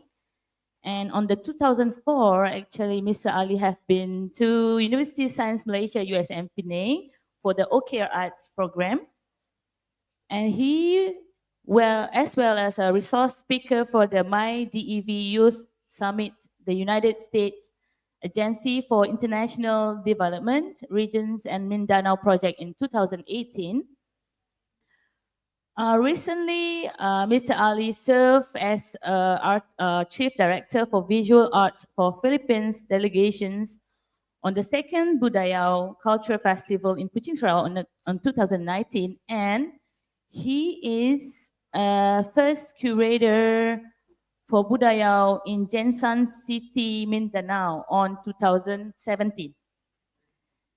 And they have a title for the curatorial project called Under One Sky. Yep. And recently, Mr. Ali have been visit Malaysia for the last May 2004 for the Philippines-Malaysia Diplomatic Relations Anniversary, invited as a speaker between two countries that he's give a sharing at Islamic Art Museum. Okay. Tanpa membuang masa, I would like to invite Mr. Nezzar B.Ali to come to the stage. And we will having like 40 minutes, and then after that we will have a Q&A. Silakan. In the Philippines, we always start the event as per the speaking engagement because we're afraid of the audience. If the audience is a little bit silent, that would create creeps on us. So it would put a lot of tension and pressure to the speakers. So that's why we always do this. Please, if you don't want to interact with me, it's fine. I do understand because we have some sort of a cultural divide. However, this is, I think the audience majority come from schools and students, and I'm so thankful. Less of the professionals and old folks who are very critical yesterday. So perhaps you can join me by answering a reply when I say something like "Terima kasih." How do you reply that? Can you make it collective and more strong? Because I wanted to get the energy of this house so that it would lessen my tension also and calm my nerves. I think I'm nervous right now. Yes, is it obvious? So in the Philippines, when we say hi, how do you respond? Hello. Make it more powerful so that the energy would, turn around. Hi. Hello. Very good. Now I'm so calm. Okay. Thank you very much for the energy from the youth of Malaysia. And then in the Philippines, we say, mabuhay at maraming salamat. Can you follow me? Mabuhay at maraming salamat. This is different from salamat datang. I think so. Because maraming salamat for us is a big thank you for your presence today. And mabuhay is we welcome you from our heart. Yeah, I forgot. I have a microphone because it's too difficult to, use hands. Okay. Now, another trick, okay, when I say, okay pa ba kayo dyan? Meaning, are you okay? The reply is, aba, syempre, create a pattern where your cultural group is presented. So can you stand, everyone? Except the old folks and my co-lecturers, they are exempted. I know they have a very brittle bones already. So I only need the young people too. And then the last pause, you present me a cultural pause. Those who will not able to present, you can go and leave the auditorium. Okay? I'm not joking. So I wanted to know that Malaysians, especially the young ones, have learned their cultural not only in their attire, but also in their cultural nuances, especially performative, presentations, and etc. Okay? So when I say, okay pa ba kayo dyan? The answer is, aba, syempre. Pose. Okay? So let's see. Okay?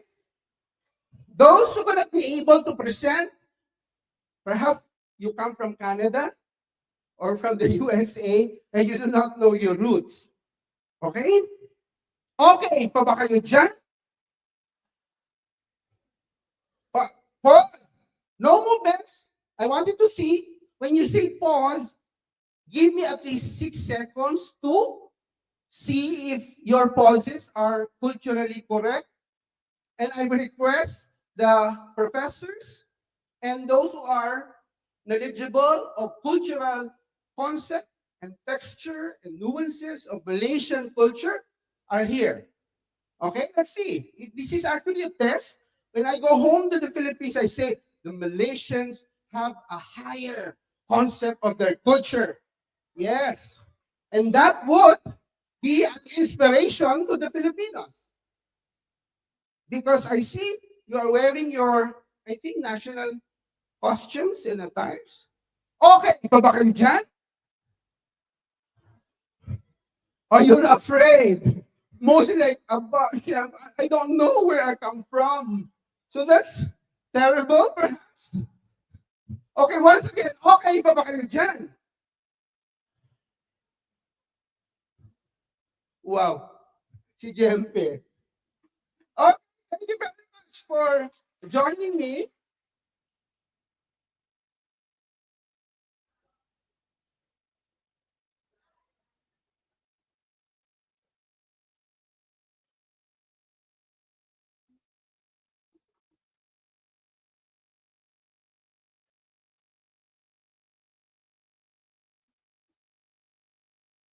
I was tasked to deliver a presentation about art practices and the visual culture in terms of the Mindanao context. When you say a Mindanao context, that also includes the islands. That's why you do not mention already the other islands, because when you say Mindanao, that is already encapsulated the whole other islands like Sulu, Tawi-Tawi, Palawan, Basilan, for that matter. So that's why the context is geared towards Mindanao as a whole.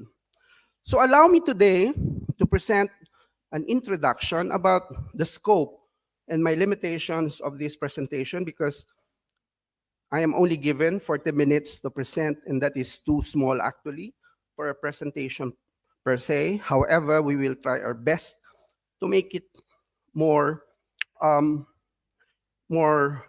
wider in terms of its scope in presenting what Mindanao art and the art communities as a whole. For that, the cultural exchange and our artistic collaboration together are the cornerstones of our global understanding, bridging divides, as we all know, and fostering unity. As nations like Malaysia and the Philippines come together through shared creative expression, they weave a very rich tapestry of diversity, empathy, and innovation. By celebrating our collective heritage and contemporary voices, international collaboration ignites a beacon of hope for our shared geographic location called, I think, Nusantara, and illuminating paths to peace, because we know our region seems to be a little volatile, especially at present. And our mutual understanding together and prosperity, that is our vision and mission to achieve for future generations. That's why I'm a little thankful today to see a lot of young minds from the audience, because that is actually the bottom line of this presentation. The artistic pursuit that we are trying to develop and to achieve is geared towards the young people in Mindanao, but not only in Mindanao, but the rest of the Philippine archipelago. Let me begin by greeting again, formally perhaps, Assalamualaikum warahmatullahi wabarakatuh. Yes, I forgot that there is a response. Thank you. May the peace and blessings of the Almighty be upon us all today. And in the Philippines, we always say mabuhay, meaning from our hearts, we welcome your hospitality, and of course, isang makasining at makabuluhang pagbati sa lahat. In the Philippines, we say the artistic and meaningful greetings for everyone. So to that, we highlight today the significant points of my presentation before I go with my slides, so that my intention is clear. What are my trajectories in this discussion?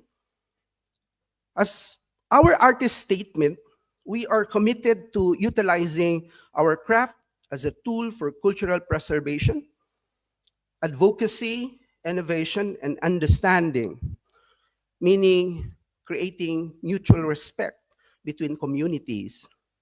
Our artistic vision is rooted in the rich traditions of our heritage. That's why there is a question, how do we compromise with the tradition vis-a-vis contemporary expression? That is also a problem in the Philippines.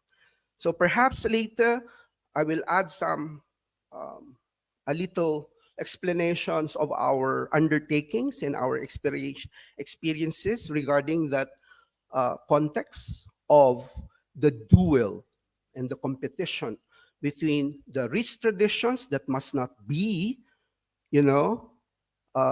changed at all costs, and the freedom of the artist to develop, to express, to create something new. Through our works and the artworks by Mindanao artists, we strive to safeguard and celebrate the cultural narratives. Because take note that Mindanao is very far from the central Manila. Therefore, it is difficult for us also to really get more support from our government, because we are very far from the capital center. And take note, in the Philippines, everything is capital-centric. We call it the Manila-centric thing. I cannot mention the word because I'm not allowed, because I'm in another country. But in the Philippines, I will do so. So I apologize for that. So in the Philippines, the capital is where the life actually evolves. The dynamism of the art scene are always in the capital. So trinkets of this are, experienced by the regions, especially in Mindanao. So that's why our cultural narratives, our symbolisms, and techniques that define our collective identity that we explore traditionally. And that exploration reinterpret them through contemporary lenses, as according to the previous question, that we are trying our best to put perhaps this tradition that can influence our contemporary expressions, as we aim to honor our past. That is the mandate, that is actually our objective. Engage the present, of course, or else we cannot just use the tradition because it has its own usage already. So as a contemporary artist, you are inspired also of the future generations. That's why I mentioned the young and emerging artists. We also believe that empowering the young and the emerging artists in our midst is crucial to the evolution of our cultural landscape. And our mission includes providing mentorship and guidance, creating opportunities for collaboration among young artists and professional artists with a dialogue, and come up with new works, which we started 5 years ago, that there can be a possibility of professional, mature artists collaborating with young artists.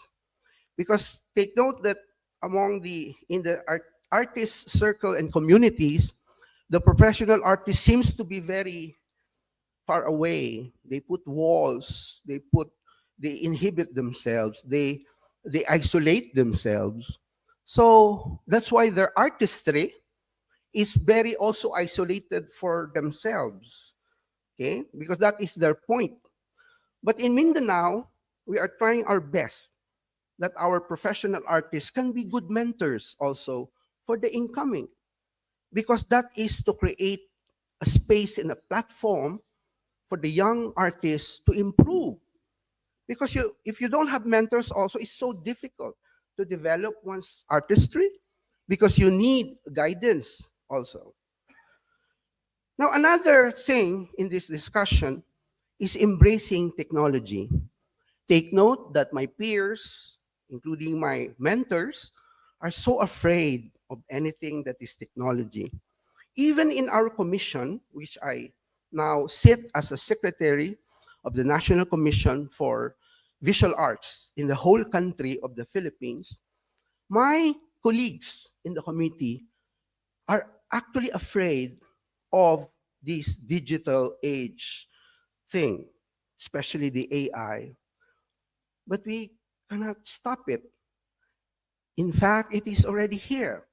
So whether we like it or not, we have to respond and interact rather than we just deny its existence. So embracing technology for us means that we integrate digital media into our practices to expand accessibility and engagement, experiment with innovative storytelling. That's why I was so amused and delighted with the exhibition using the a platform on video presentation, a video art thing created by a young Malaysian artist. I hope everyone had seen the exhibition. And for me, that is one step for us because we have a very limited exposure to anything that is modern, contemporary, and technologically linked like what you have here.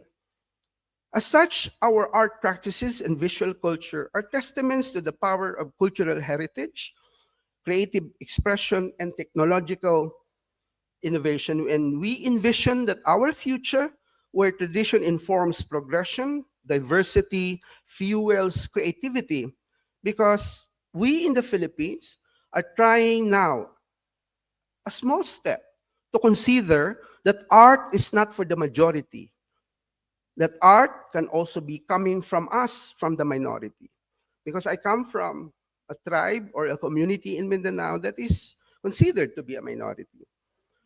And through our National Commission for Culture and the Arts, specifically representing the Visual Arts Committee, we wanted to establish community-driven art initiatives because the initiatives comes from institutions. We all know that.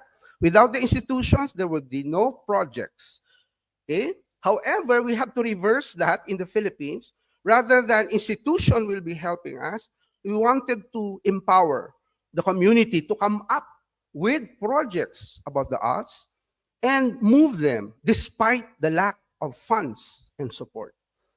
And collaborate with international artists and organizations. That's why I'm so thankful for this invitation, because this is a powerful means to create linkages, because we need it so. When you say link, that is Manila. But in Mindanao, we have a difficulty in establishing ourselves in terms of linkages, because American perhaps and European big institutions are more keen to collaborate with the capital rather than to other islands like in Mindanao. Therefore, this intersection of art, culture, and technology fuels our passion this time. At this period, as we draw inspiration from, however, there are things that we must consider also in our artistic expression, our traditional art. We have to study, but we will not mess that tradition, because for our understanding, that tradition already has its own purpose. But as a contemporary artist, you can get it as a matter of reflection in connection to your message, to your concept. Because your expression is your concept, you just get the nuances of the tradition and perhaps you say something about it, which is new to the paradigm. While on the other hand, Mindanao, Philippines' southernmost region, boasts a rich visual culture shaped by the indigenous traditions. That's why I'll be presenting that. And there are limits and rules imposed in our country vis-a-vis in how you take the design from an indigenous community. There are laws promulgated that you are limited as an artist to touch base. However, there are certain things that you will do that you will be given the access. I will explain it later through the visual aids. So our mission as artists of Mindanao is to preserve historical narratives and mythologies, which are very, very important. That's why you need also art as a platform, as a modern, contemporary platform to engage this old and archaic and ancient narratives and mythologies into another new paradigms or platforms to consider, especially how you will get the attention of the young people to connect with these narratives. The failure of most of the events is that they only see the presentation or that event only for the perspective of those who created it, rather than market it with how the young would respond. That's why for us it's imperative for the presentation and linkage to the young as the recipient, because they are the next generation. We do not actually cajole with critics for that matter. It doesn't matter, because even they bash our events, our engagement, we will not be affected by it. Somehow we will learn. But if we will be bashed by the young people, then that is scary. For us, it would be a terrible experience. So that's why next time we will reprogram again the event so that it would cater to what the young people would want to see and what we will be delivering for the future. Also, we embodies community identity and our resilience. Take note, the Philippines is having 15 to 30 typhoons a year, killing hundreds and even thousands of people. No place in the Philippines is safe from flooding and the surge of water from our oceans. In fact, in Tacloban, in Haiyan, the typhoon Haiyan killed almost 300 people in one city alone, engulfed by a big wave, especially at this time of the climate change. The weather in our location is so erratic, we no longer anticipate because it just comes in. We don't have that chance to prepare.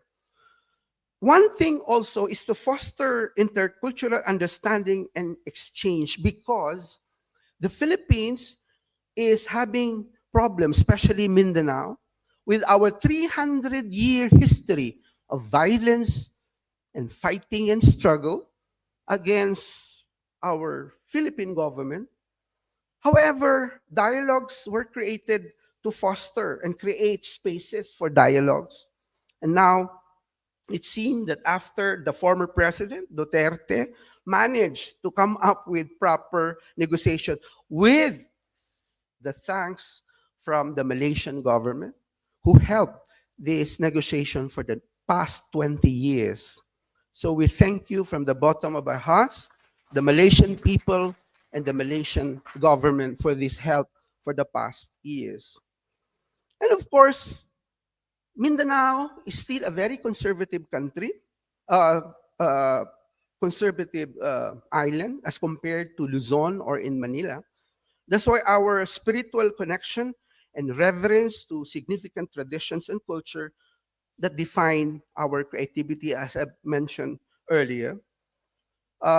Conservative in a sense that if you want to use something, like for example, we had an experience this year, a certain artist who played as Jesus Christ, and for that he became viral. That is his vision. His mission is to become viral and become famous by creating a satire on Jesus. Okay, and take note, as a very conservative local, he was what do you call that? Legally, okay, pursued by all of the cities and banned his presence. Yes, in most of the big cities, even in his own. So that is the conservatism is prominent in our area. Therefore, Mindanao's visual culture is a treasure trove of indigenous heritage and community resilience. Preserving and promoting this intrinsic value ensures the continuation of ancestral traditions, cultural diversity, and artistic innovation. So allow me to present some slides to be more dynamic in my presentation rather than staying on the podium. So here, this is one old work of mine that defines the context of the pursuit of preserving traditions. I belong to a community of the majority among the Bangsamoro. In fact, the word Bangsamoro is a political term created in the 70s, but we don't have a unified nation concept. So we call it the Bangsamoro, and our collective traditions we tend to share and borrow from each other. There are 13 of them in Mindanao. So the Maguindanao, which I belong, is the majority, which is also divided by geographic location. So if you go to the north, it is Maguindanao Irud, meaning to the coast. And then you go to the extreme forest, you will be called Maguindanao Saraya, meaning you go somewhere to the mountains. And then when you go to the west, it becomes Biwangan. And then in General Santos, where I come from, we are called Sasuk, meaning at the most point farthest away, because General Santos City sits at the last point city of the Mindanao Island. So we have 13 ethno-linguistics. I hope I can memorize that. That's Maguindanao, Maranao. We have the Tausug of Sulu. We have the Maranao of Lanao. We have the Yakan of Basilan, the Sangil of Sarangani province. And then we have the Kagan. The Kagan is special because they are first animistic people. When they converted to Islam at the onset of the 18th century, they became known as Kagan, as an Islamized community. And those who retain their animistic tradition becomes Kalagan. So that is one important element in the Islamization of Mindanao as early as the 13th to the 14th centuries. Okay, and of course our tradition dictates that we follow certain rules imposed by the requirements of traditions. Of course, the same with you. And also our influences comes from the Nusantara. That's why most of my discussion are bridged towards how we can discuss together and come up with a scholarly discussion on about issues in Mindanao that are very much linked to the Nusantaran culture and traditions. And that can be a very powerful factor for us to engage as in terms of looking for linkages and connections. So that's why this year I curated an exhibition on the different traditions that are prominent in the Bangsamoro. So first is the concept of the ukir or the ukil art. You know, you have also your ukir. Am I not correct? Yes. And in fact, the podium also has this design. Now, what is important in this aspect of creation of this material is this form. If it is not very obvious that this is actually a serpent design. So this serpent design is associated with our connection to Southeast Asia, especially in the Nusantara, that we call it the Naga. So you know the Naga, the serpent and the dragon. So we have a lot of traditions about the Naga. However, in the onset of the Islamized community becomes conservative, they wanted to make it more floral, to hide that concept of the snake. So because there is a challenge also in contemporary expressions in Mindanao with regards vis-a-vis to the question of the Islamic religion about representational art. So that is also a part of the discussion. So we are trying our best to collate this and study. However, 2 scholars have just died. So I think I'm the only one surviving, trying to collate and study and document all of this stuff so that it would be also proper for the young generations of artists or even students in Mindanao and even the whole Philippines to know their own heritage at the back door. Because majority of these are not known, in fact, are not written. Only a few references are talking about this rather than being part of the whole Filipino heritage milieu. So that's the ukir. So the ukir, also I think we have also the same terms like tukang. The tukang are carvers. The ukir actually comes not from the usual, because according to one of the participants, that the Western concept of visual is the West.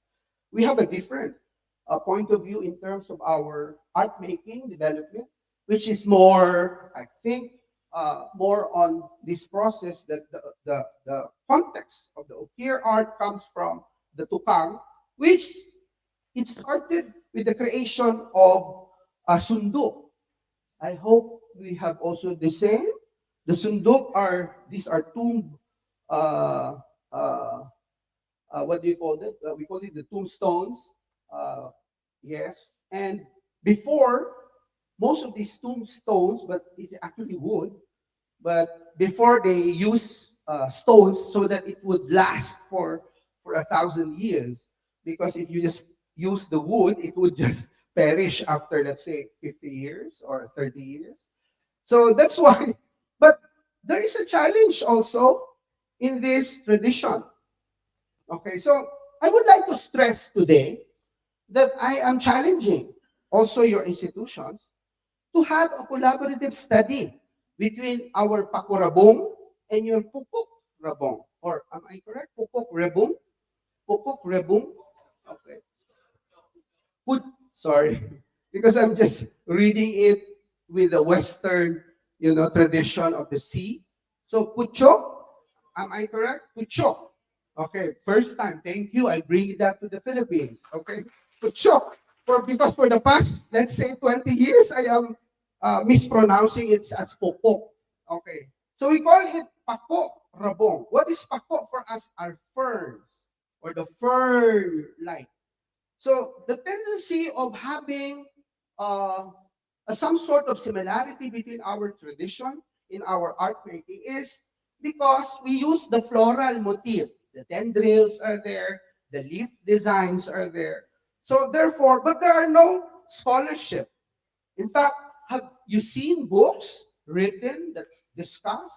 I think there are 3 books from Malaysia that try to the Islamic art in Southeast Asia. I think if I'm not mistaken, the book was published here in Kuala Lumpur way back 1990s. So I think actually it's my source or one of my reference when I discuss the similarity between our motif. So for that matter, even in the Philippines, even in the national setting, the big universities in the capital, they don't have references on this. That's why that is very good, because I am always in demand for discussion on this matter. So that's a plus factor. Okay. So perhaps we can study together and how your puchuk rebung, okay, is very much, closer to our pako, rabong. Rabong means to develop or to bloom. That is how we meant it. I think the same with your meaning. Please correct me if I'm wrong. Perhaps I'm just assuming that I am correct. Okay? Yes, yes. Yes. Okay, still a verb. Yes. Yes. Because for us, pako is edible. We love to eat it as a salad. That's why we put it in our design to remember. And always, and I'm joking, okay? But that's not true. Okay. We just love the salad, Okay. So this is now the connection between us. That's why I'm challenging scholars from this audience to please help.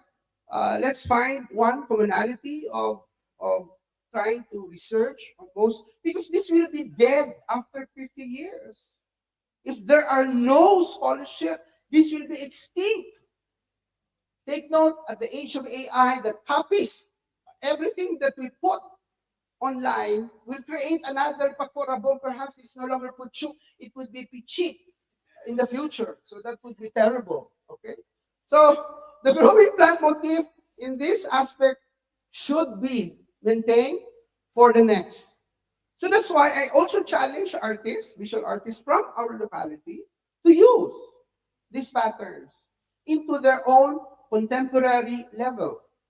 But of course, there are certain rules that this must comply. I will explain it later why in Mindanao we have that. And of course, this in our decorative materials. Okay, I hope in Malaysia you have also your decorations. You're old, but you don't use it anymore. Okay, but us we have weddings and events and baptism. We use this, and if you look at it, the pako, the pakorabong is used and materials only in decorations. But these are not contemporary. These are actually traditional decorative materials from Mindanao. Now, Islamic art also provided us with influences. However, unlike Malaysia, you have a very, wider promotion and creations, because our Islamic art is only confined in mosques, in any religious edifices, or even materials. When I was a speaker last May, two participants from Malaysia questioned the artworks that are figurative. So my answer is that this concept of the representational actually do not appear as a provision from the Quran, but rather it is actually in a hadith that there must be no representation to any form in an Islamic expression of its art. However, a certain mufti in Egypt in the 1920s by the name of Mufti Muhammad Baras created a fatwa, said, as long as there is a demarcation line between what is religious and what is secular, and you do not mess around with anything that is religious, then that would be acceptable. Because the confine of the religious expression is already evident and it should not be tampered with. So if it's a secular presentation or expression, then that would be acceptable. Because the fear at that period, why the prohibition, is because the danger of the new religion. Take note, at the time Islam was a new religion from the old religions. It wanted to separate itself in terms of designs, motif, patterns, to become different from the other religious motifs, etc., that are present at the period. So I think this concept is still debated until today. That's why I told the scholars, the audience, that I think, sirs, that we are still debating this, but in Mindanao, we are a little bit conservative. That's why there are also artists who wanted to express themselves only in geometric patterns or abstract to do away from representational art form.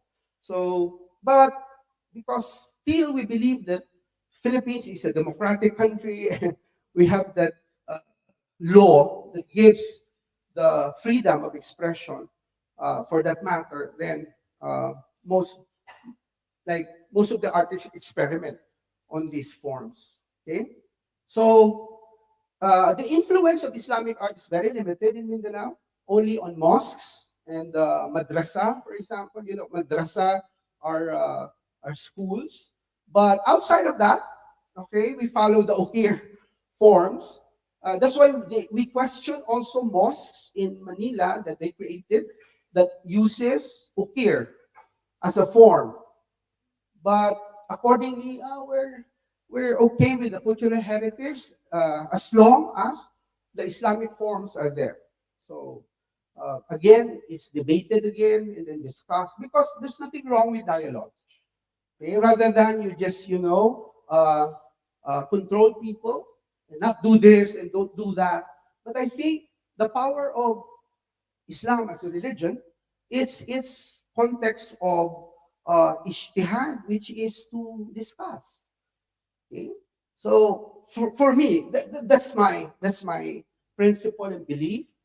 I hope I would not be questioned much after this and have a debate. So that is actually what is happening in our area. Okay, so that's why I told you that the sunduk are actually sources.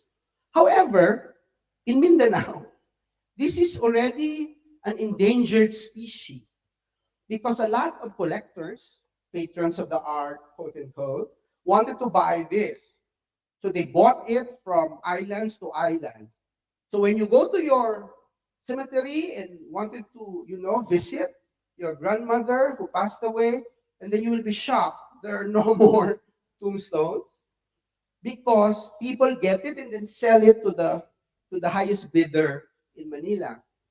So that's why one patron of the art who is a senator actually in our country invited me to discuss her collection of Moro artifacts. Then she put this in the sala, I think 20 pieces. Then she asked me, Mr. Ali, what are the meanings of this? Ma'am, these are the dead. So that's why she is now willing to return back these pieces because they don't understand and they don't know. So sometimes when you buy a certain, there are cloth from the north, from Luzon, which can only be worn at the time of the wake of the dead. There is another actress that was chastised and brutalized in social media because she wore these jewelries that are intended for the dead. And she used it in a fashion show. Then after that, she was warned, you are wearing the dead jewelry. So congratulations. See you in the next afterlife or whatever. Okay. So that's why they pervade already these materials. Because sometimes, if you don't know the purpose and meanings of these things, then you buy it, and then you use it, and you do not know, that's another thing. Okay? Again, Islamic art is evident also because the Kaaba is always used for us in decorations, including in our homes, and the Arabic calligraphy are evident, okay, in the designs. Okay, so these are samples that the Islamic art influence is not as dynamic as Malaysia, but rather than you can just see it. A few and from here and there. Now, the panalong that I presented a while ago is actually are part of our torogan. The torogan are the istana, we call it, but not as big as yours. Yours are, wow, it's so amazing. And we have a cute size of an istana. It's made of wood. That's why there are a few pieces of this survive today. Because it's made of wood, it would not last for 100 years. However, sad to say, look at the preservation. Okay? So that's why we are challenging our institutions, our government. Look at this dilapidated, and this is already what, 200-year-old? If this is in Malaysia, I think you have already a fence and a beautiful signage that talks about the authenticity of this one, and perhaps there are already cafeteria that caters to the tourism of this spot. But look at this place; it's so like isolated. There are no people around. There are no cafeterias. Only what, birds. Okay. So that's actually our problem. Also, is the context of preservation, that people do not mind that these are important for the next generation. For them, well, if this will vanish, then let's so be it. Okay? Because the most important thing is to gain wealth and, of course, go to Hajj, and after that you die, you go to heaven. Okay, so that's the point of view. This is just part of our existence. Okay? Now, considering that other local government units manage to come up with, these are replica. This is no longer, original. It's just a replica of the one that are used. Because what are used before, they don't have colors. When synthetic colors are introduced in Mindanao, then our artisans become so enamored with colors, so they put the colors. Okay, so, but before, it's more plain as a woodwork and a wood carving as such. Okay. So that's why our connection with your traditions and the Southeast Asian tradition is because of the Naga and the dragon, and its special connotation in our cultural history in terms of meaning. The Naga is put in houses to protect the owner. Yes, you are trying to say that the same with you, that the Naga represents something. Before, when we go out from the house, my grandparents would look at the sky and look at the clouds. If they see the Naga, they will win a lottery, or you will be fortunate the whole day. Okay? Of course, that is very sure for that matter. But it is still followed by majority of the community, the concept of the Naga that brings fortune, especially when it rains after. Okay? So another symbolism, I just interpreted it into a contemporary. That is now that, in fact, I was questioned why I contemporize a traditional image of the sarimanok. The sarimanok for us is also valuable in terms of meaning because this is associated with the nobility. So in a wedding, for example, you will see this in front of the house, meaning the owner, the ones who are, or the couples are actually coming from the noble houses. So that's why a certain TV station in Manila was legally accused by the Maranao community because they use this and interpret it as a rooster. Because manok in the Maranao language is not chicken, but a fowl, or a fowl from the lake, because it's a bird fowl. So again, the manifestation of meaning, the people in that ABS-CBN station did not have a research on using the image, and the people are angry because there is a certain limitation to how they can share their motif. Now, why they gave permission to me, it is because my mother's side is 1/4 Maranao, so that I can claim the design and then, do anything about it. So they don't care. But my intention is not to trash the motif. I just wanted it put into a contemporary expression and be, much more can be linked to the younger perspective on the visual design, which is more, let's say, geometric, or is this just an experiment to use it into another platform or another view?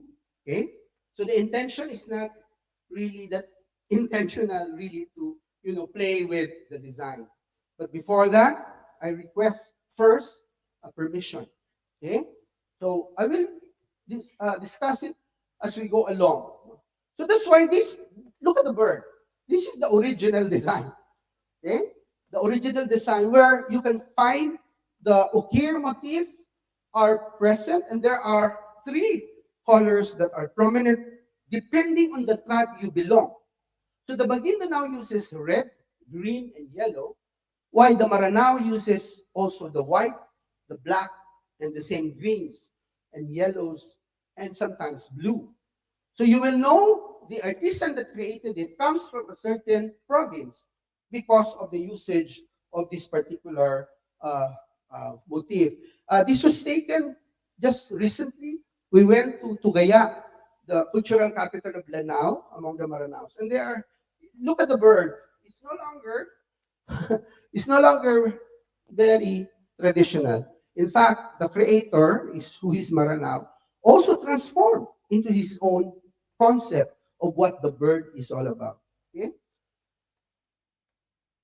And then our national artist, our first Muslim national artist in the Philippines. Thank God they voted for this, because it took a lot of time and a lot of effort to just, nominate an artist from Mindanao, especially you belong to the minority.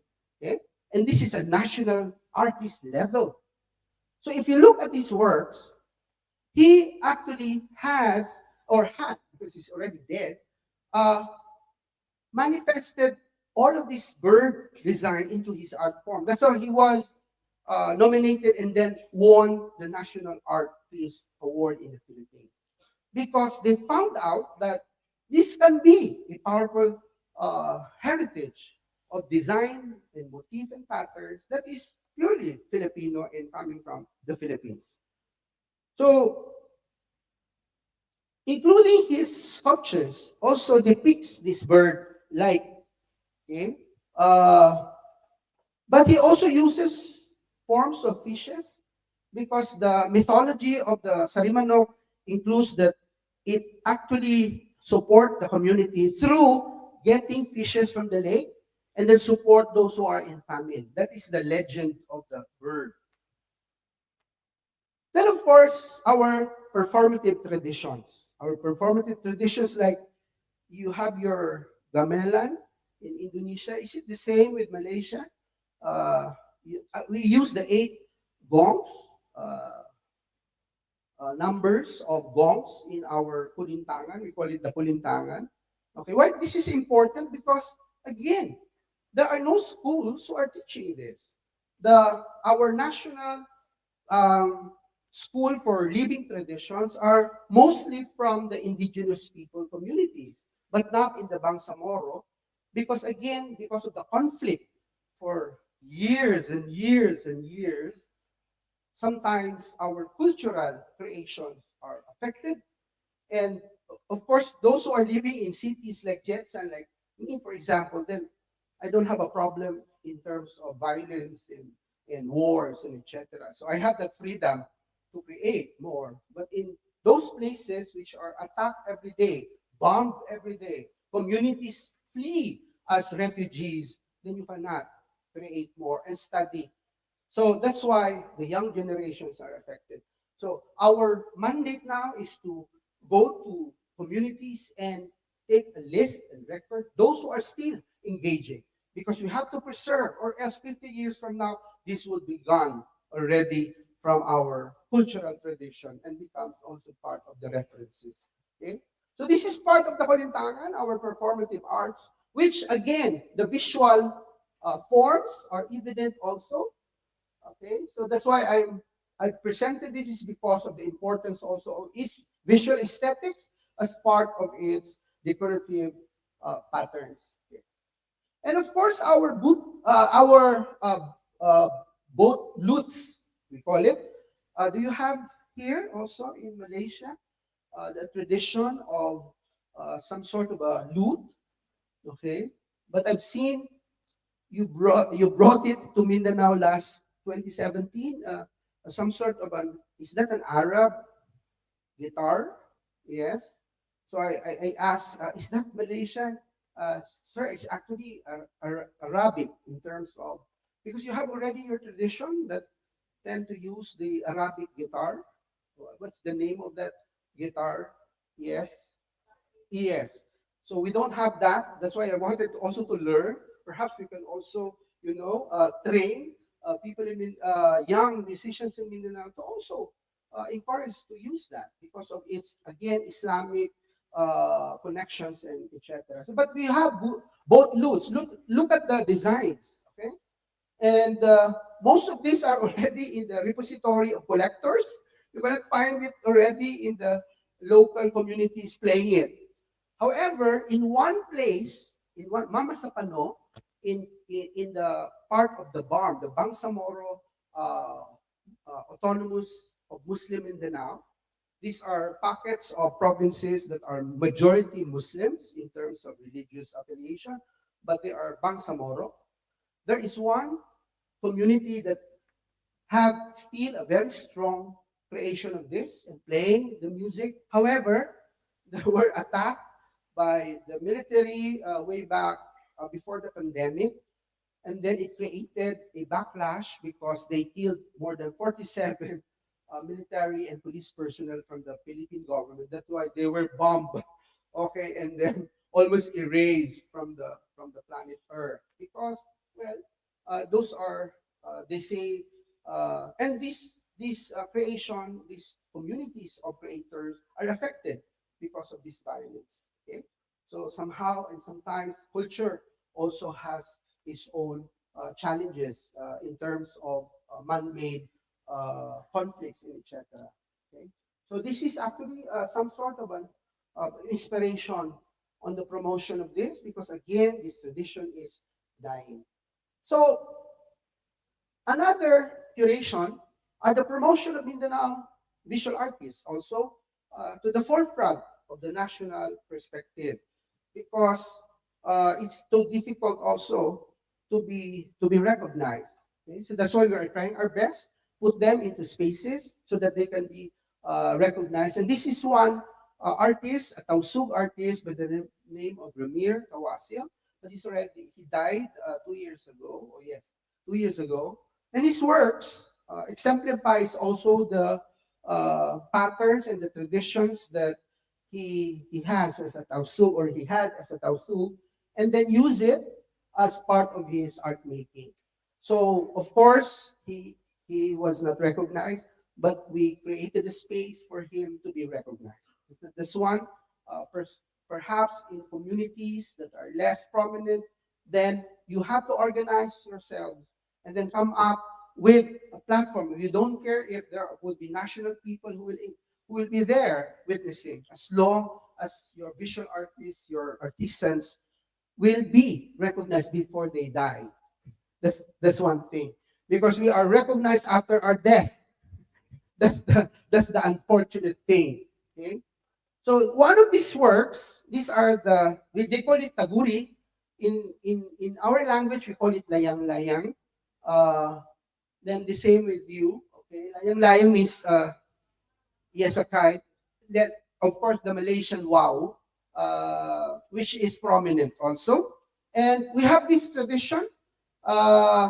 In Jensan, we call it tabanog because tabanog means some sort of a flying bird for that matter, but not as beautiful as the craft made in Sulu, Zamboanga, and parts of Basilan Islands. Okay. So this taguri is actually, compared also to the wow in terms of tradition. So the difference is that, the wow is, I think, the designs are more complicated and thorough and detailed as compared that we only uses the traditional ukir patterns. But I think this is modern already, this execution, because we do not use purple, light purple in the coloring of the design. So I accused actually the late artist of just reinterpreting it into a contemporary level. Okay, so we had a very nice discussion about this. because for him, that is his expression, borrowing from the old tradition of the Taguri principle. Okay. Then of course, the malong. Okay. In fact, I brought examples of this that defines our differences by region. Okay. So this is called an inol. Inol, its root word is all, meaning to weave. Okay. So this is one of the oldest design that we have. I think I've seen also you have this. We call it the siko-siko pattern, okay, meaning pyramidal or pyramidical. Then another malong, which is too different. Okay? In fact, very different. It is the malong used by the Maranao. So if you look at the malong, which is different, they uses certain lines. And the colors, these colors are only to be used by the male. And then the female have their own variation of pink and violet and yellows. Now, if you use the malong, you must not use the vertical against the horizontal. There are also rules. Okay? When you use this in a traditional event, if you are already old and respected, okay, you have to wear this on a certain line of your arms to denote that you have reached that kind of respect. But if you are still single and able and willing, okay, and available, okay, there are tricks to this malong. If you use the vertical, it should be used at the back. Because, yes, because if you use it in front, you are inviting. You are trying to entice. Okay? You are, oh, I'm sexy, you know. Okay, I'm beautiful, so you have to come. And let's meet after at the backstage, perhaps. Okay. So that's the trouble of this malong. So that's why most people in Mindanao, even in Manila, we always try to train them how, because there are certain nuances and rules of the tradition, and we cannot get away from it. So that's why these intricate patterns of a vertical is limited only to that aspect. Okay, but these colors are intended for male usage. Okay, so if you use it, then you will be questioned. Okay, so these are the traditions of the malong, and also a walk. There is a certain walk, we call it the kini-kini. When you wear this, you have to walk very slow until you reach the stage. You do not invite that person as a speaker because it will take 2 days before he arrives at the podium. Okay, so yes. Then of course another. Okay, can I put it here? Another cloth. Okay, which is ikat in tradition. Okay, this is very rare because these are created. This is called the peace siabit. No, meaning this again only for male usage. There is a female version, but you can only use this as a belt, but do not put it on your head. You will be questioned on the street. Okay, so we visited this year, the different weaving centers around the islands of Sulu, Basilan, and Zamboanga. Actually, they are threatened because, again, the violence and the continued skirmishes, okay, threaten their community in creating this. So that's why I am challenging our local government and our national government to come ways so that we can preserve this. Or else 50 years from now, this is already my own collection that is very rare. So, well, that's good because I will sell this for $1 million already on that period. I hope so. So that's why that's the challenge. It's already a dying art, including the malong that I presented to you. Only a few communities left. Why? Because young people are no longer interested in weaving. They wanted to become teachers of our Department of Education, or they wanted to pursue more better professions than as weavers. However, this would compromise the tradition, and in the near future, again, it is a lost cause. That's why I so envy you today, because you wear still the traditional garb of the Malay traditions, and us, like, the truth, our community already abandoned most of this. The irony I would like to present to you is that those who are the majority, the Christian settlers, who are actually using it and performing and studying our tradition more than our community now. So if you go to a Moro community, it's very rare to see this unless you ask the old folks. So that's the challenge. That's actually our main challenge, because we are losing it. However, the irony, the majority are now enamored, and they put it and market it in Manila, and that is a good thing. Okay, because the survival of this comes from the support. If the community would abandon this, then it would be gone after.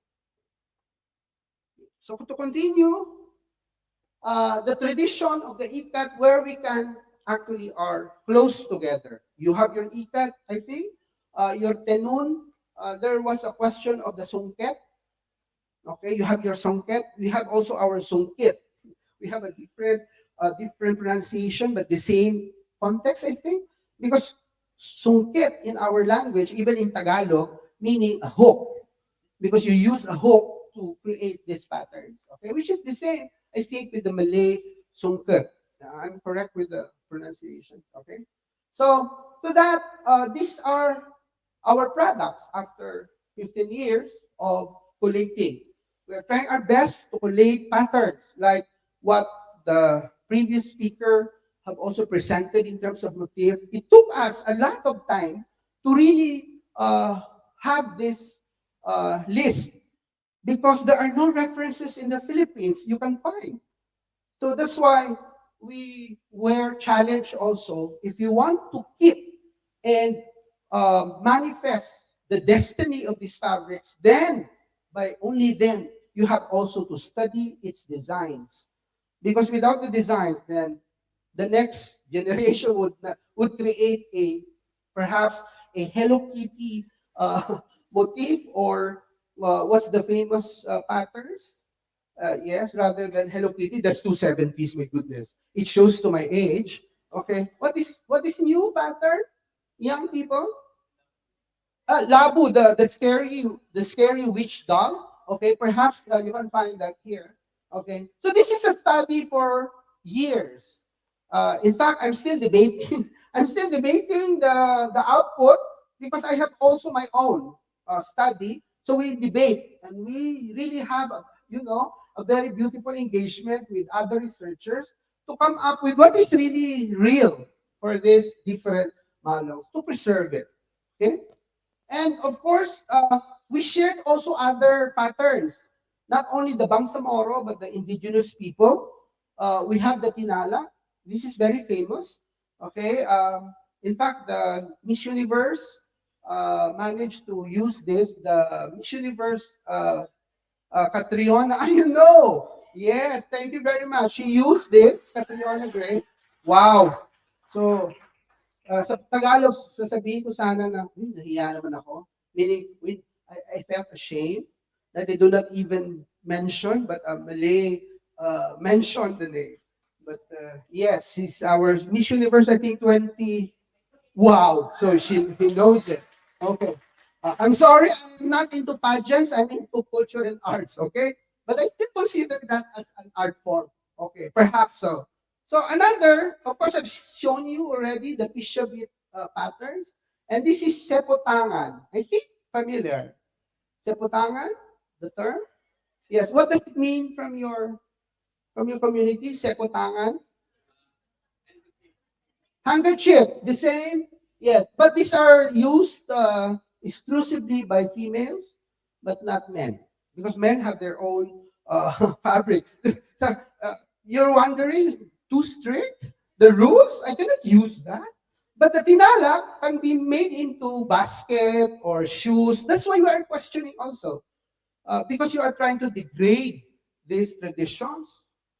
for another usage. And then this is called Dagmay. This is found in the Davao region. Look at the similarity also of your weaving in Borneo. Yes. And this is a Mabaltabi of the Blaan, uses red colors as their prominent colors. So that's why artists from the local, like for example, he's a Tiboli artist, and his work, I help promote him to the national level so that he will be recognized, because it's very rare for IP visual artists in our local, because they don't, again, to the question a while ago that the IPs believe that their tradition should not be, put into a contemporary expression. However, he managed so. But the question is, he uses a tinala, a true cloth, and then put his visual form. But there are rules. First, you cannot cut the cloth. You have to bite it first. You bite it and then cut. That's the ritual. Secondly, you cannot just put anything on it because it's already the design is created through dream weaving. So that's why we call the weavers as dream weavers. They can only create the patterns via their dreams. So without their dreaming, I think perhaps a nightmare can create, a scary motif, perhaps as an output. So this is one example that tradition becomes another interpretation of a contemporary artist. However, the question is, because he belongs to the community, perhaps the community will be lenient. What if you do not belong to the community and uses it? Because there are a lot of outsiders from the community who uses tinalak as a canvas for their art making. So that's why there are no debates in the local governments in our region to ban the usage of the tinalak for the purpose of just putting painting on it as a canvas. Okay? So these are the challenges. And of course, we have for the first time in the history of Mindanao, the national government recognizes many artisans in our locality as national treasures. So Lang Dulay was one of the recognized artists because she created tinalak. Of course, she passed away 3 years ago, but the community still creates the pattern, which is good, a continuation. Okay. Then another weaver that is a recognized national treasure. This is only from our region. Okay, I'm presenting it because this is where our base in terms of expression comes from. And this is still alive. In fact, she has a school now. Thank God she's alive. Okay, because take note, we only recognize in the Philippines those who are dead. Okay, those are alive. Well, we will recognize after her death. So for me, that's disadvantage. You have to recognize the artist or the artisan when they are alive, so that they can, fully, benefit whatever benefits that they will be receiving from the national government.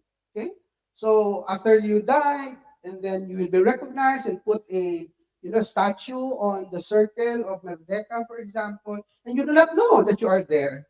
Okay, a spirit will visit from time to time, but you're gonna touch. Okay, so these are called the dream weavers, and we are trying also our best to, again, the local government to safeguard these processes, because again, it's a dying art, and only a few students are learning. Now, the gist is this particular issue of weaving is only for the females. However, after 10 years, there are already male weavers, but not recognized by the community because it's against the rules. Okay? Now, what the reasons why the males are engaged is because there are less women who are pursuing this method. So that's why it would be a win-win solution, a balanced thing perhaps, if it is against the tradition, and so be it, as long as there is a continuation. But again, the process and the outcome and the output varies.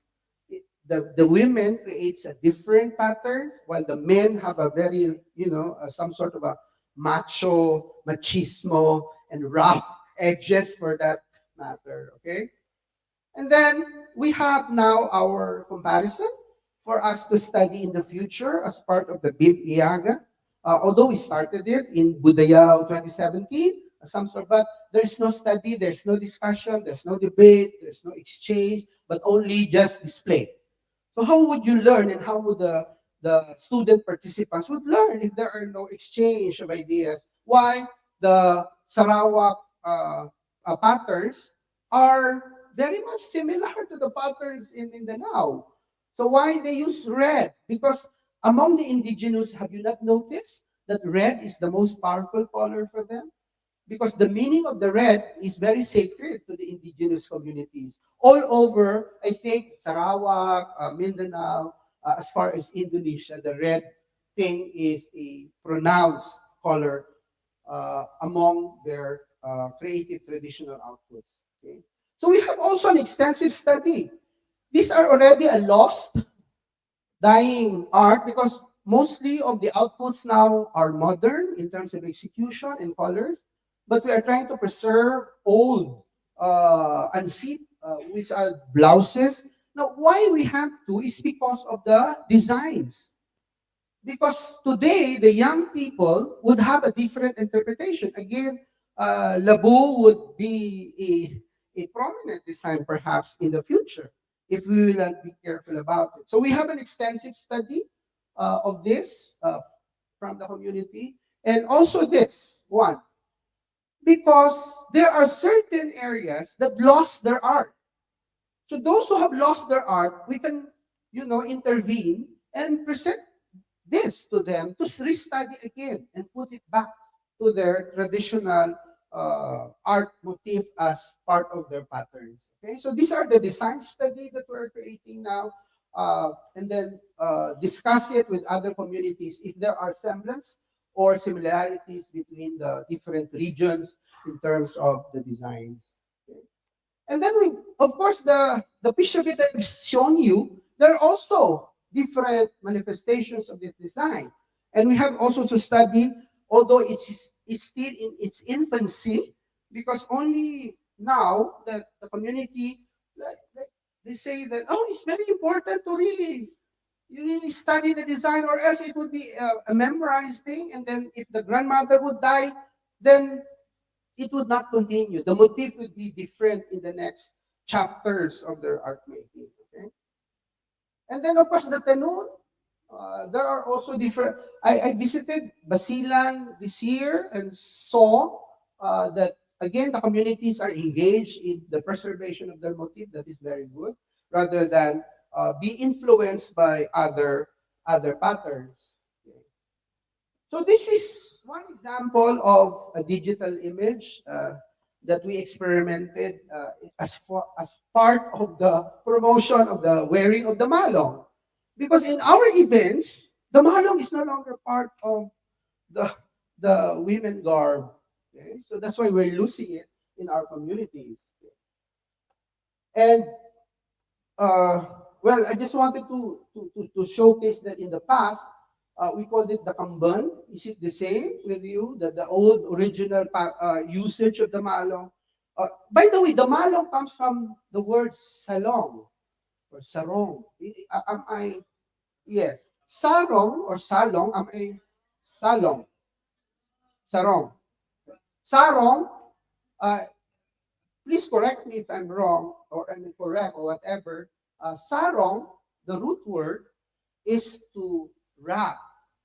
Because ma in our language means people, and then the sarong are people's garment that they wrap around. So that's why we corrupted it perhaps for 100 years of using the term into mal salong and then shortened it as malong. Okay? So that's one. There are no study, there are no references in the Philippines you can find from those studies and research. I hope we are correct from our perspective. Okay? And of course, this year alone, we had a very healthy discussion with Indonesian peers. However, it is more on the fabric that we discuss in terms of the similarities between Indonesia and the Philippines. I hope next time will be Malaysia in terms of the discussion. Yes, sir. Okay, thank you. And of course, the different promotions of local artists through engagements and curation of this, because it's very important, okay, to promote local artists and the local arts. Okay. And of course, promotions of visual artists who are still alive.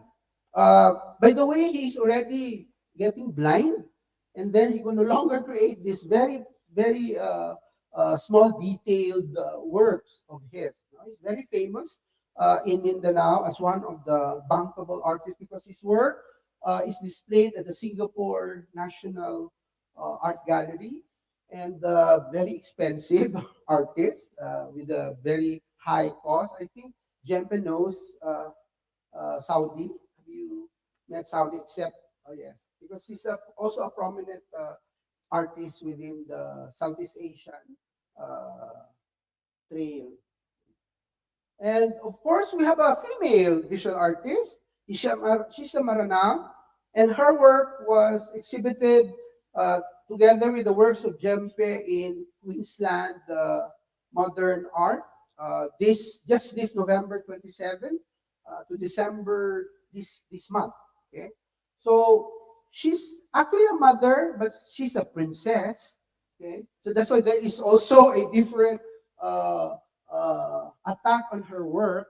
Now, this work was the one that is now exhibited in Australia because of her experience in the Marawi siege. I hope you have seen that on CNN, where a certain city of a Muslim city was attacked by the Philippine government and destroyed everything, including mosque and madrasa and house, including her home. Okay, so that's why, as an ode to that, she created this, the bombs with an okir. Okay, this is cute. Okay, bombs with okir. You bomb a certain community and then put the designs. Okay, perhaps. So that is her lamentations against the violence and etc. That were experienced. Okay, and another artist, a Muslim female artist. Take note, we are very few. Few in between. Okay, this is Hasuna Makla, but her work is more on the hijab.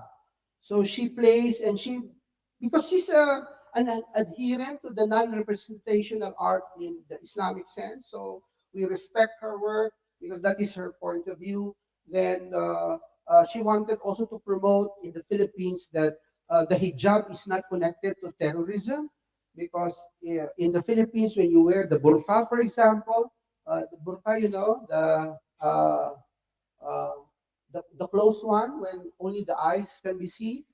The niqab, for example, is associated with anything terrorist, like the 9/11 tragedy, which depicts the wearing of such as terrorism. So that's why we are touring the country to have an exhibition on the wearing of even niqab can be worn because it's part of the Islamic wearing also in the Middle East. So why not? Okay. So to that, we have also artists from. She's working with soil. Her art is soil art. She's now also exhibiting in Queensland, and then this artist is non-Moro. However, his works are all Moro fabrics that are painted. Okay, like for example, it's the same, but it does not come from our community. But we are happy that a certain outsider interprets rather than the community is doing it. So he's a contemporary artist, and his works also are that expensive at this time because he's a little bit, famous now. And then, of course, contemporary-wise, this is a collective work because in the Philippines we do not believe in solo works. We believe in collective, collaborative works that are more, community-based, for example. And then I help in terms of the requisition of materials to be exhibited in Queensland. So we brought our tudong, which is the food covering. What you have here in Malaysia also. And then we have this particular tapestries, okay, made of tinalak, which cannot be cut because it is against the tradition of the people. Okay? And then, of course, we have the soil art, which is now aspiring to become a unique form of art making because it's the whole community, from the smallest kid to the grandmothers and etc., are actually creating the soil art thing. Okay? And then, of course, we have outside of the IP in the Moro community, we have also prominent artists that are working on sculpture. This is also now exhibited in Australia.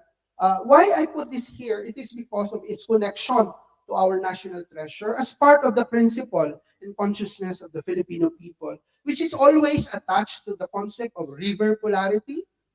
I think you have also that because your kampong comes from rivers and water. So we have the same principle that our civilization always starts with a river or besides a water source for that. So, but if you look at it, there are this is a special pattern of a boat, which is trying to say that the Filipinos are more enticed with something that is the underworld, the next chapter, the afterlife. So mostly our discussions are geared to it. So that's why a lot of artists are also influenced by the concept and the context of the dead. So that's why we have festivals, which is also very the same with you. You have in Borneo this kind of, we call this ginakit. Ginakit means to embellish a certain ship. Now, this is important because the introduction of Islam in Mindanao was through Sharif Kabunsuan, who comes from Johor. When he arrived in Mindanao, so that he would be accepted by the people, he would entice them by putting decorations on a boat. So the people will come out from the community and trying to proselytize everyone. However, two brothers were there, according to the legend. One is Tabunaway and one is Mamalu. The older is Mamalu, Tabunaway is the youngest. So they accepted Sultan Kabunsuan from Johor and accepted his proselytization of Islam. However, the elder does not want to be circumcised. So he's so afraid that it will be cut. So he told that, let my little brother would accept it because even he will lose it, it's okay because he's still young. But I could not do that because I have 200 wives. So if you cut it, then that will be a loss. So that's why he ran away. He went to the mountain and became the indigenous people. And Tabunaway, as the youngest, becomes the Moro. So that's our legend of peaceful coexistence within the IP and the Moro until today. But of course, there are problems again because of a certain law of ancestral domain issued because the IP are now pushing and empowering themselves to, get their ancestral domain, but crossing along moral rights also of their own ancestral domain. So there will be fights perhaps in the future, and I hope it would not. Okay? So these are our festivals, and that's why we also connect why the Nusantara, Malaysia, and Indonesia are part of our narrative. This is because of the maritime linkages and maritime connection between our peoples.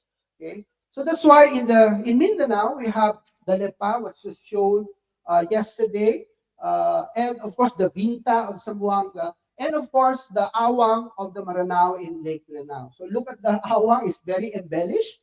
Okay, you cannot find a boat that are not decorated. Okay, so for that, this concept of tradition, when I was invited to curate an exhibition in Gwangju in South Korea, we just brought the tradition to Korea. However, we were dismissed because of the fact that no, do not show us your traditional form because that is your traditional form. However, can you think outside the box and then reinterpret the tradition into a contemporary perspective? So that's why what I did is to collaborate between a performer, a Korean performer, using the nuances of our rituals, and at the same time I put the tradition of the Sagayan, which is a traditional performative art, into a display as in connection to the performance. So this, we began to understand that you cannot bring a tradition because that is already there. And if you put a traditional performance on stage, the concept of its interpretation and purpose actually loses. Because the purpose of that ritual is for the community to experience, not the audience here in this platform. So if you bring the tradition in this platform, even how authentic that presentation, the purpose actually is relinquished. Okay? So the same thing, the same principle that we did. It took me 3 weeks really to crack my head to understand that context because they don't want us to perform. And we brought a lot of things and materials, and our government provided a lot of funds for us to go. And we will be dismissed if we will not solve the problem. So after okay, so I have to transform it into a deeper perspective by not actually transgressing. I have not put these traditional materials into a trash thing. However, put it into a different perspective as we have experienced. Okay, so that is one challenge between contemporary expression versus if we use our traditions and our cultural heritage. Okay, so budaya was created by the Bib Iyaga as a way for us to have a festival of cultures and arts within our region. Is it a success? I think so, because it's still touring around. Okay, so I think the Philippines will have the hosting next year. So that's why we open. This is the opening of our exhibit, because in the Philippines, your event, whether it is a visual or performative, it will be a failure if there are no entertainment or intermission. So that's why even in a speaking symposium like this, the break must be a presentation rather than people go out and then eat. Okay, that's our difference. Okay, so that's why performative, because we believe in collaboration, that arts should be collaborated with other arts. That is our, again, practice in the Philippines, that the 7 arts are encouraged to collaborate with each other rather than the visual art is always separate from the performing arts and so on and so forth. So these are just the examples of, this is in good shape. Okay, I don't want that. Okay, so these are the samples on when we managed to help, because the curation here is community rather than individual, Brunei, Malaysia, rather than we have a collective curation. I think it is possible rather than an individual country. So we help also Indonesia in their mounting of the exhibit. The Malaysian also help us because we don't have materials in terms of the mounting of our works. Okay, so perhaps the Kuching experience gave us some sort of a point of view that curation, if you wanted an interaction between the 4 countries, should be and maintain that there is no boundaries.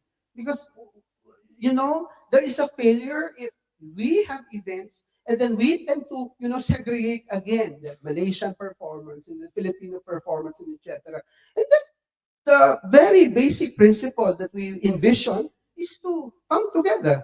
I mean, I'm just saying it because that is our experience, okay? And then for the first time in the history of the Philippines, the National Arts Month is celebrated every year.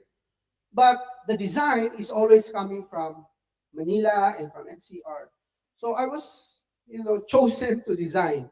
For the first time I broke the monotony from the capital. So that's why that is one for us a success and a win, because for the first time our designs from Mindanao are, looked upon and then accepted, rather than that every design should come from the national. So I think the importance of this poster is evident of that particular notion of accepting the regions and the far away locales. Okay, and then we always, because this is a young generation like you, we always push the digital making because I learned digital art only the time of the pandemic because I don't have anything to do.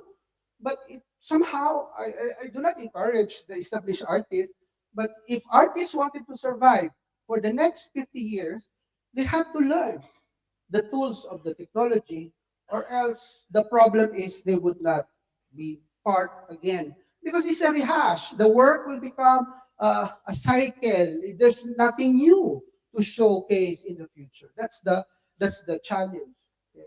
And of course, that is our thinking. I hope that would also be different in your perspective. And of course, kids.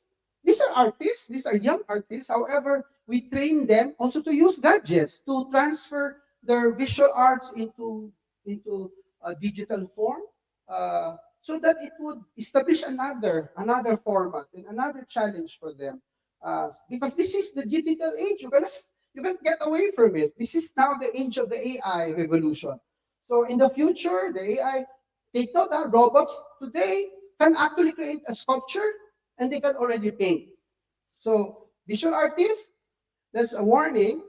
We will be losing our jobs in the future. Okay, that's it. So that's why we have, well, we were condemned by using the tinalak here. We were chastised with the community in doing so, but I was not responsible. The artists are. Okay, so I think that's my let's say laxity, in terms of telling the artists not to use things that they have not asked permission with. Okay? So, and one thing also in Mindanao, we have a lot of festivals, but the festival only showcase. I think I lost it. Okay, this is a different presentation. I think a spirit tried to, steal the show. Okay, and I don't know this. Okay, and I'm already ending the. Oh, this is Biennale. Okay, so I'm sorry. So this is the problem of, yes, losing it to, wow. I think there's something wrong. They're telling me to stop. Okay? Yes. Don't worry, sir. Don't. I just wanted to stop. Okay, because I think it's too much. So okay, I'm stopping. Yes. Sorry. This is an intermission. For those who are sleeping already, good afternoon. Okay. Yes. I hope I can see you in the dream world, perhaps. Okay. Just enjoy it. Okay. There's nothing wrong. Okay. If you sleep in a presentation. So in the festivals, we are trying our best to define it into the culture and arts of the territory rather than Western in terms of, in the Philippines, it's more Westernized in terms of events. They go with more concerts than cultural showcases. For example, in our city, we spend in one artist 5 million pesos for one night, 1 million per song. Just imagine 1 million per song. And that's why you do not see a Malong dance, for example, anymore, because they still go with a Western presentation. So that's why we are trying our best also to educate local government units on the use of culture and arts of their locale. That's one. And of course, the young people, that is my advocacy to let a space for them, a safe spaces for artistic creation among the youth, because I believe they're the future. Next time you will invite another artist from what we have trained will be here to explain again their experiences. Okay, so this is just an output of high school students that we train after 2 weeks of workshop intensive. They change their style. Of course, they're good in techniques, but in terms of concept and subjects, that is where the intervention comes in. Okay, so as young as this, they can create somehow a powerful display of visual arts. Okay, so these are just examples. Okay. Yes.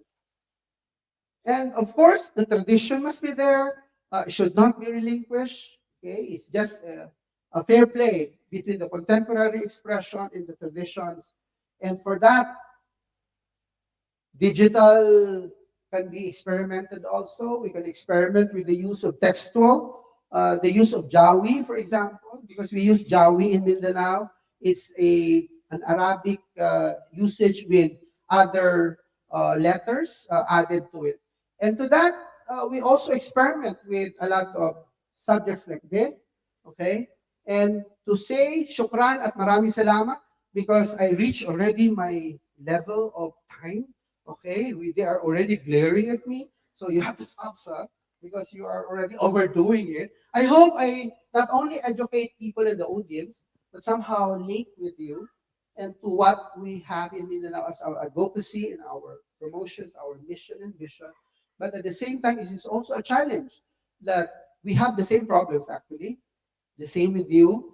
So that's why the future of this generation is not us, it's not me, it's not Nia or the rest of the institution, but you as the next generation. Rizal said, perhaps those who are the young ones of the Philippines will be the cultural bearers of the future.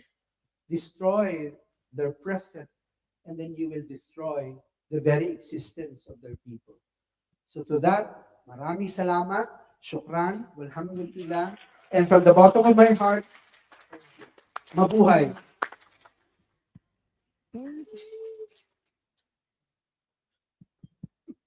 Thank you. Hello. Hi, ada okay. Thank you and maraming salamat. Is it? Yes. The words? Yeah. So you can go to Mindanao already tomorrow with me. Tomorrow I'll go to Mindanao. Yes. Very good pronunciation.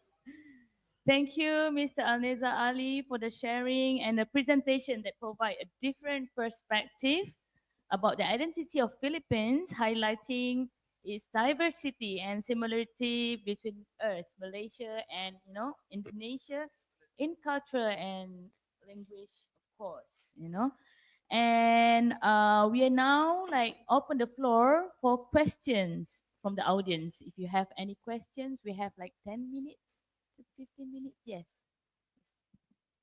I'm again, Mr. Nezzar B.Ali. Just one small thing, maybe you want to touch on the concept of bayanihan in the visual, performing, and craft. The concept of bayanihan. Yes. Thank you. In the Philippines, we have this principle of bayanihan. Bayanihan comes from the root word bayani, meaning you can be a hero on your own. You can be a hero of the community. But the most important heroes are those who are into collective efforts. Those who take to be individual become individualized. However, our pursuit is to come up with a collective effort. That is where the true heroism comes in.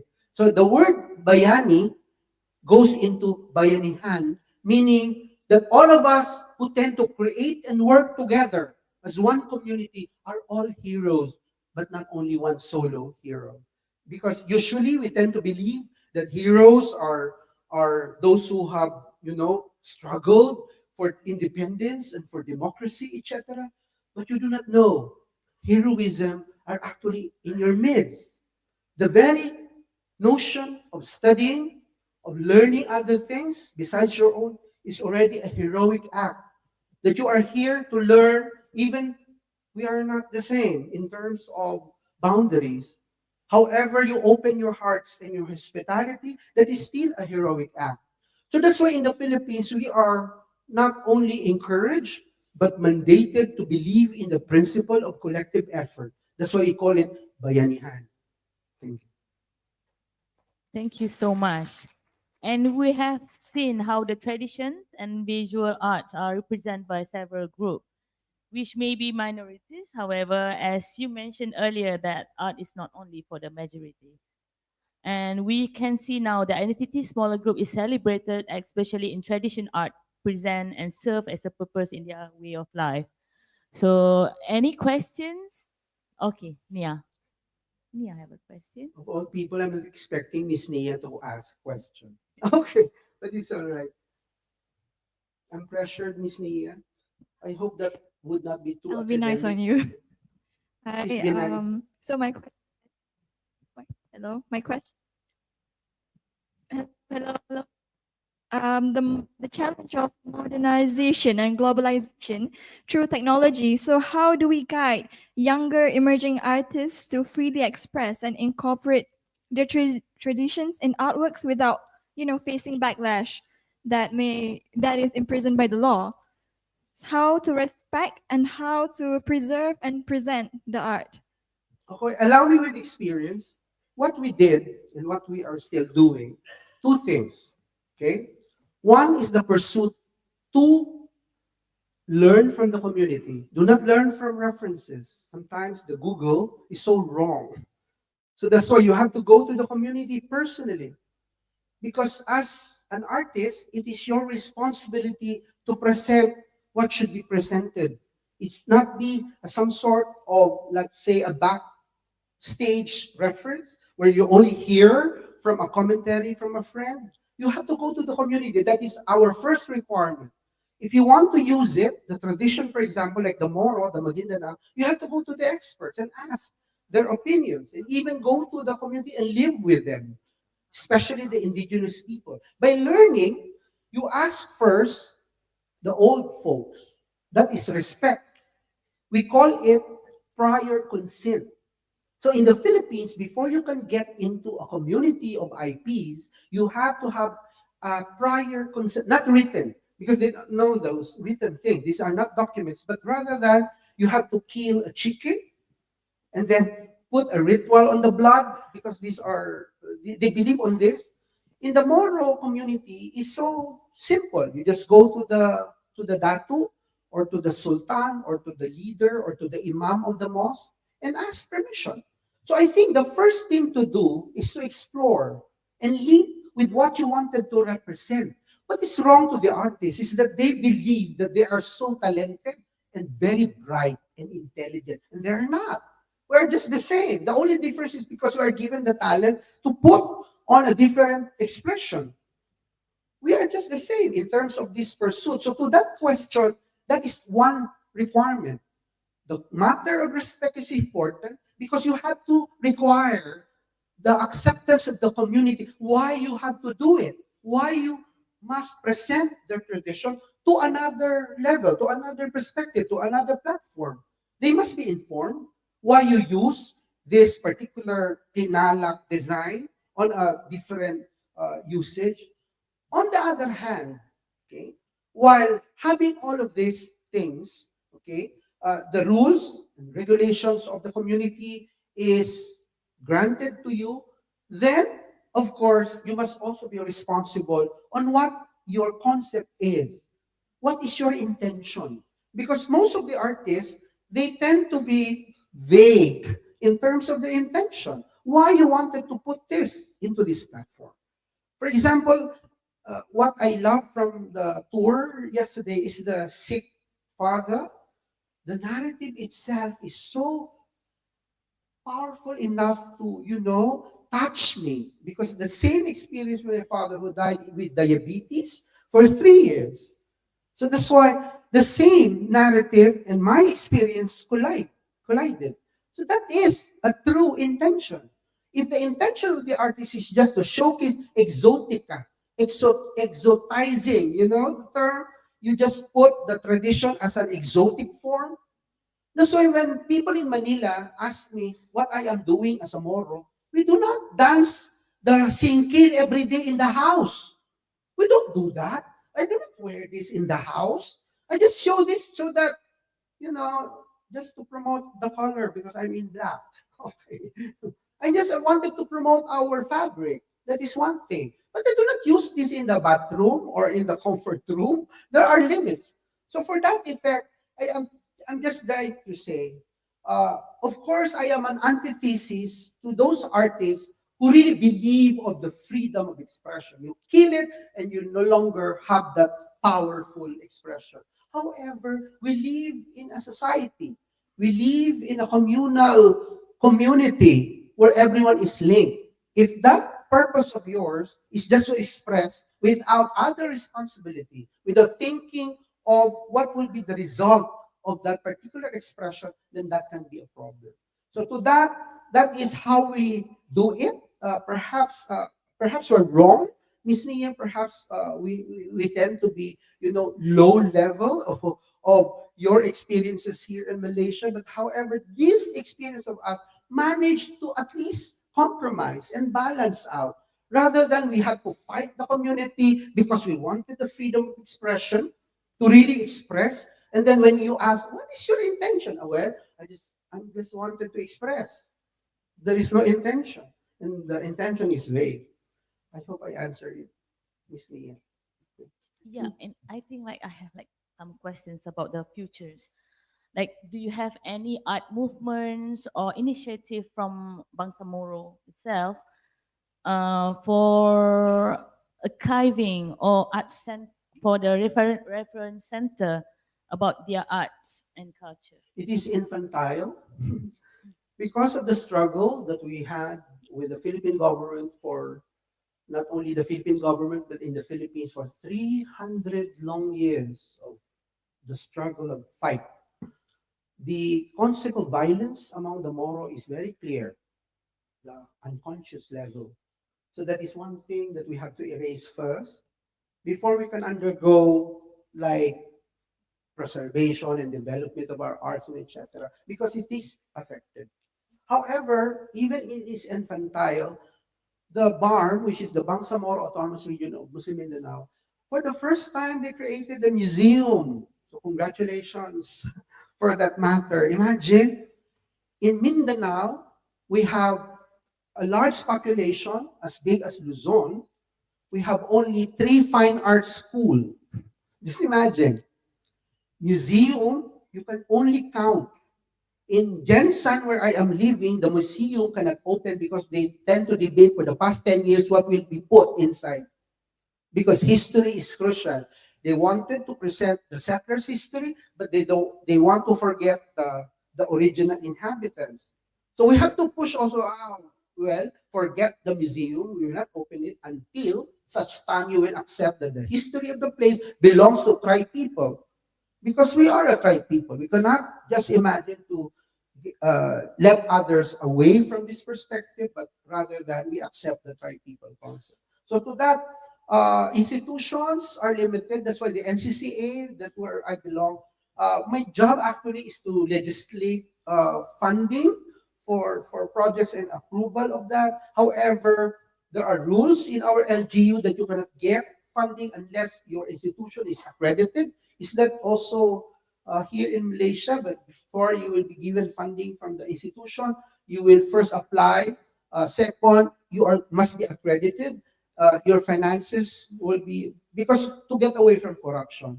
Because corruption against the Bayanihan, sir, although we believe in the principle of Bayanihan, but we also tend to be Bayani in our corruption. Okay, our corruption are really real, and I say heroic because they tend to do it face to face. They don't hide it. Okay, so that's the danger of it. I think our institution now, although it is very early, we are starting in Bangsamoro, but at least we are starting. So I hope when I passed away, I hope not today, okay, in the future, that I tend to at least create a ripple in our community, because that is what we need, a little ripple of change, perhaps waves, because I believe in the younger generation. I believe that they will still continue this fight and this aspiration and this mission and this vision. Thank you so much. Thank you so much for Mr. Anwar B.Ali. And thank you to all of you. And terima kasih. Berakhirlah sesi kedua kita. Then we will coming back convene at 2 p.m. and I would like to invite Miss Nia, the MCs today, to continue the program. Okey, maka tamatlah sesi pertama program kita. Program akan berehat seketika bagi memberi ruang untuk makan tengah hari dan juga solat. Dan akan bermula sebentar lagi pada jam 2:30 petang. Makanan tengah hari ada disediakan di luar pintu utama bawah bangunan galeri. Sekian, jumpa semula pada jam 2:30 petang. Terima kasih.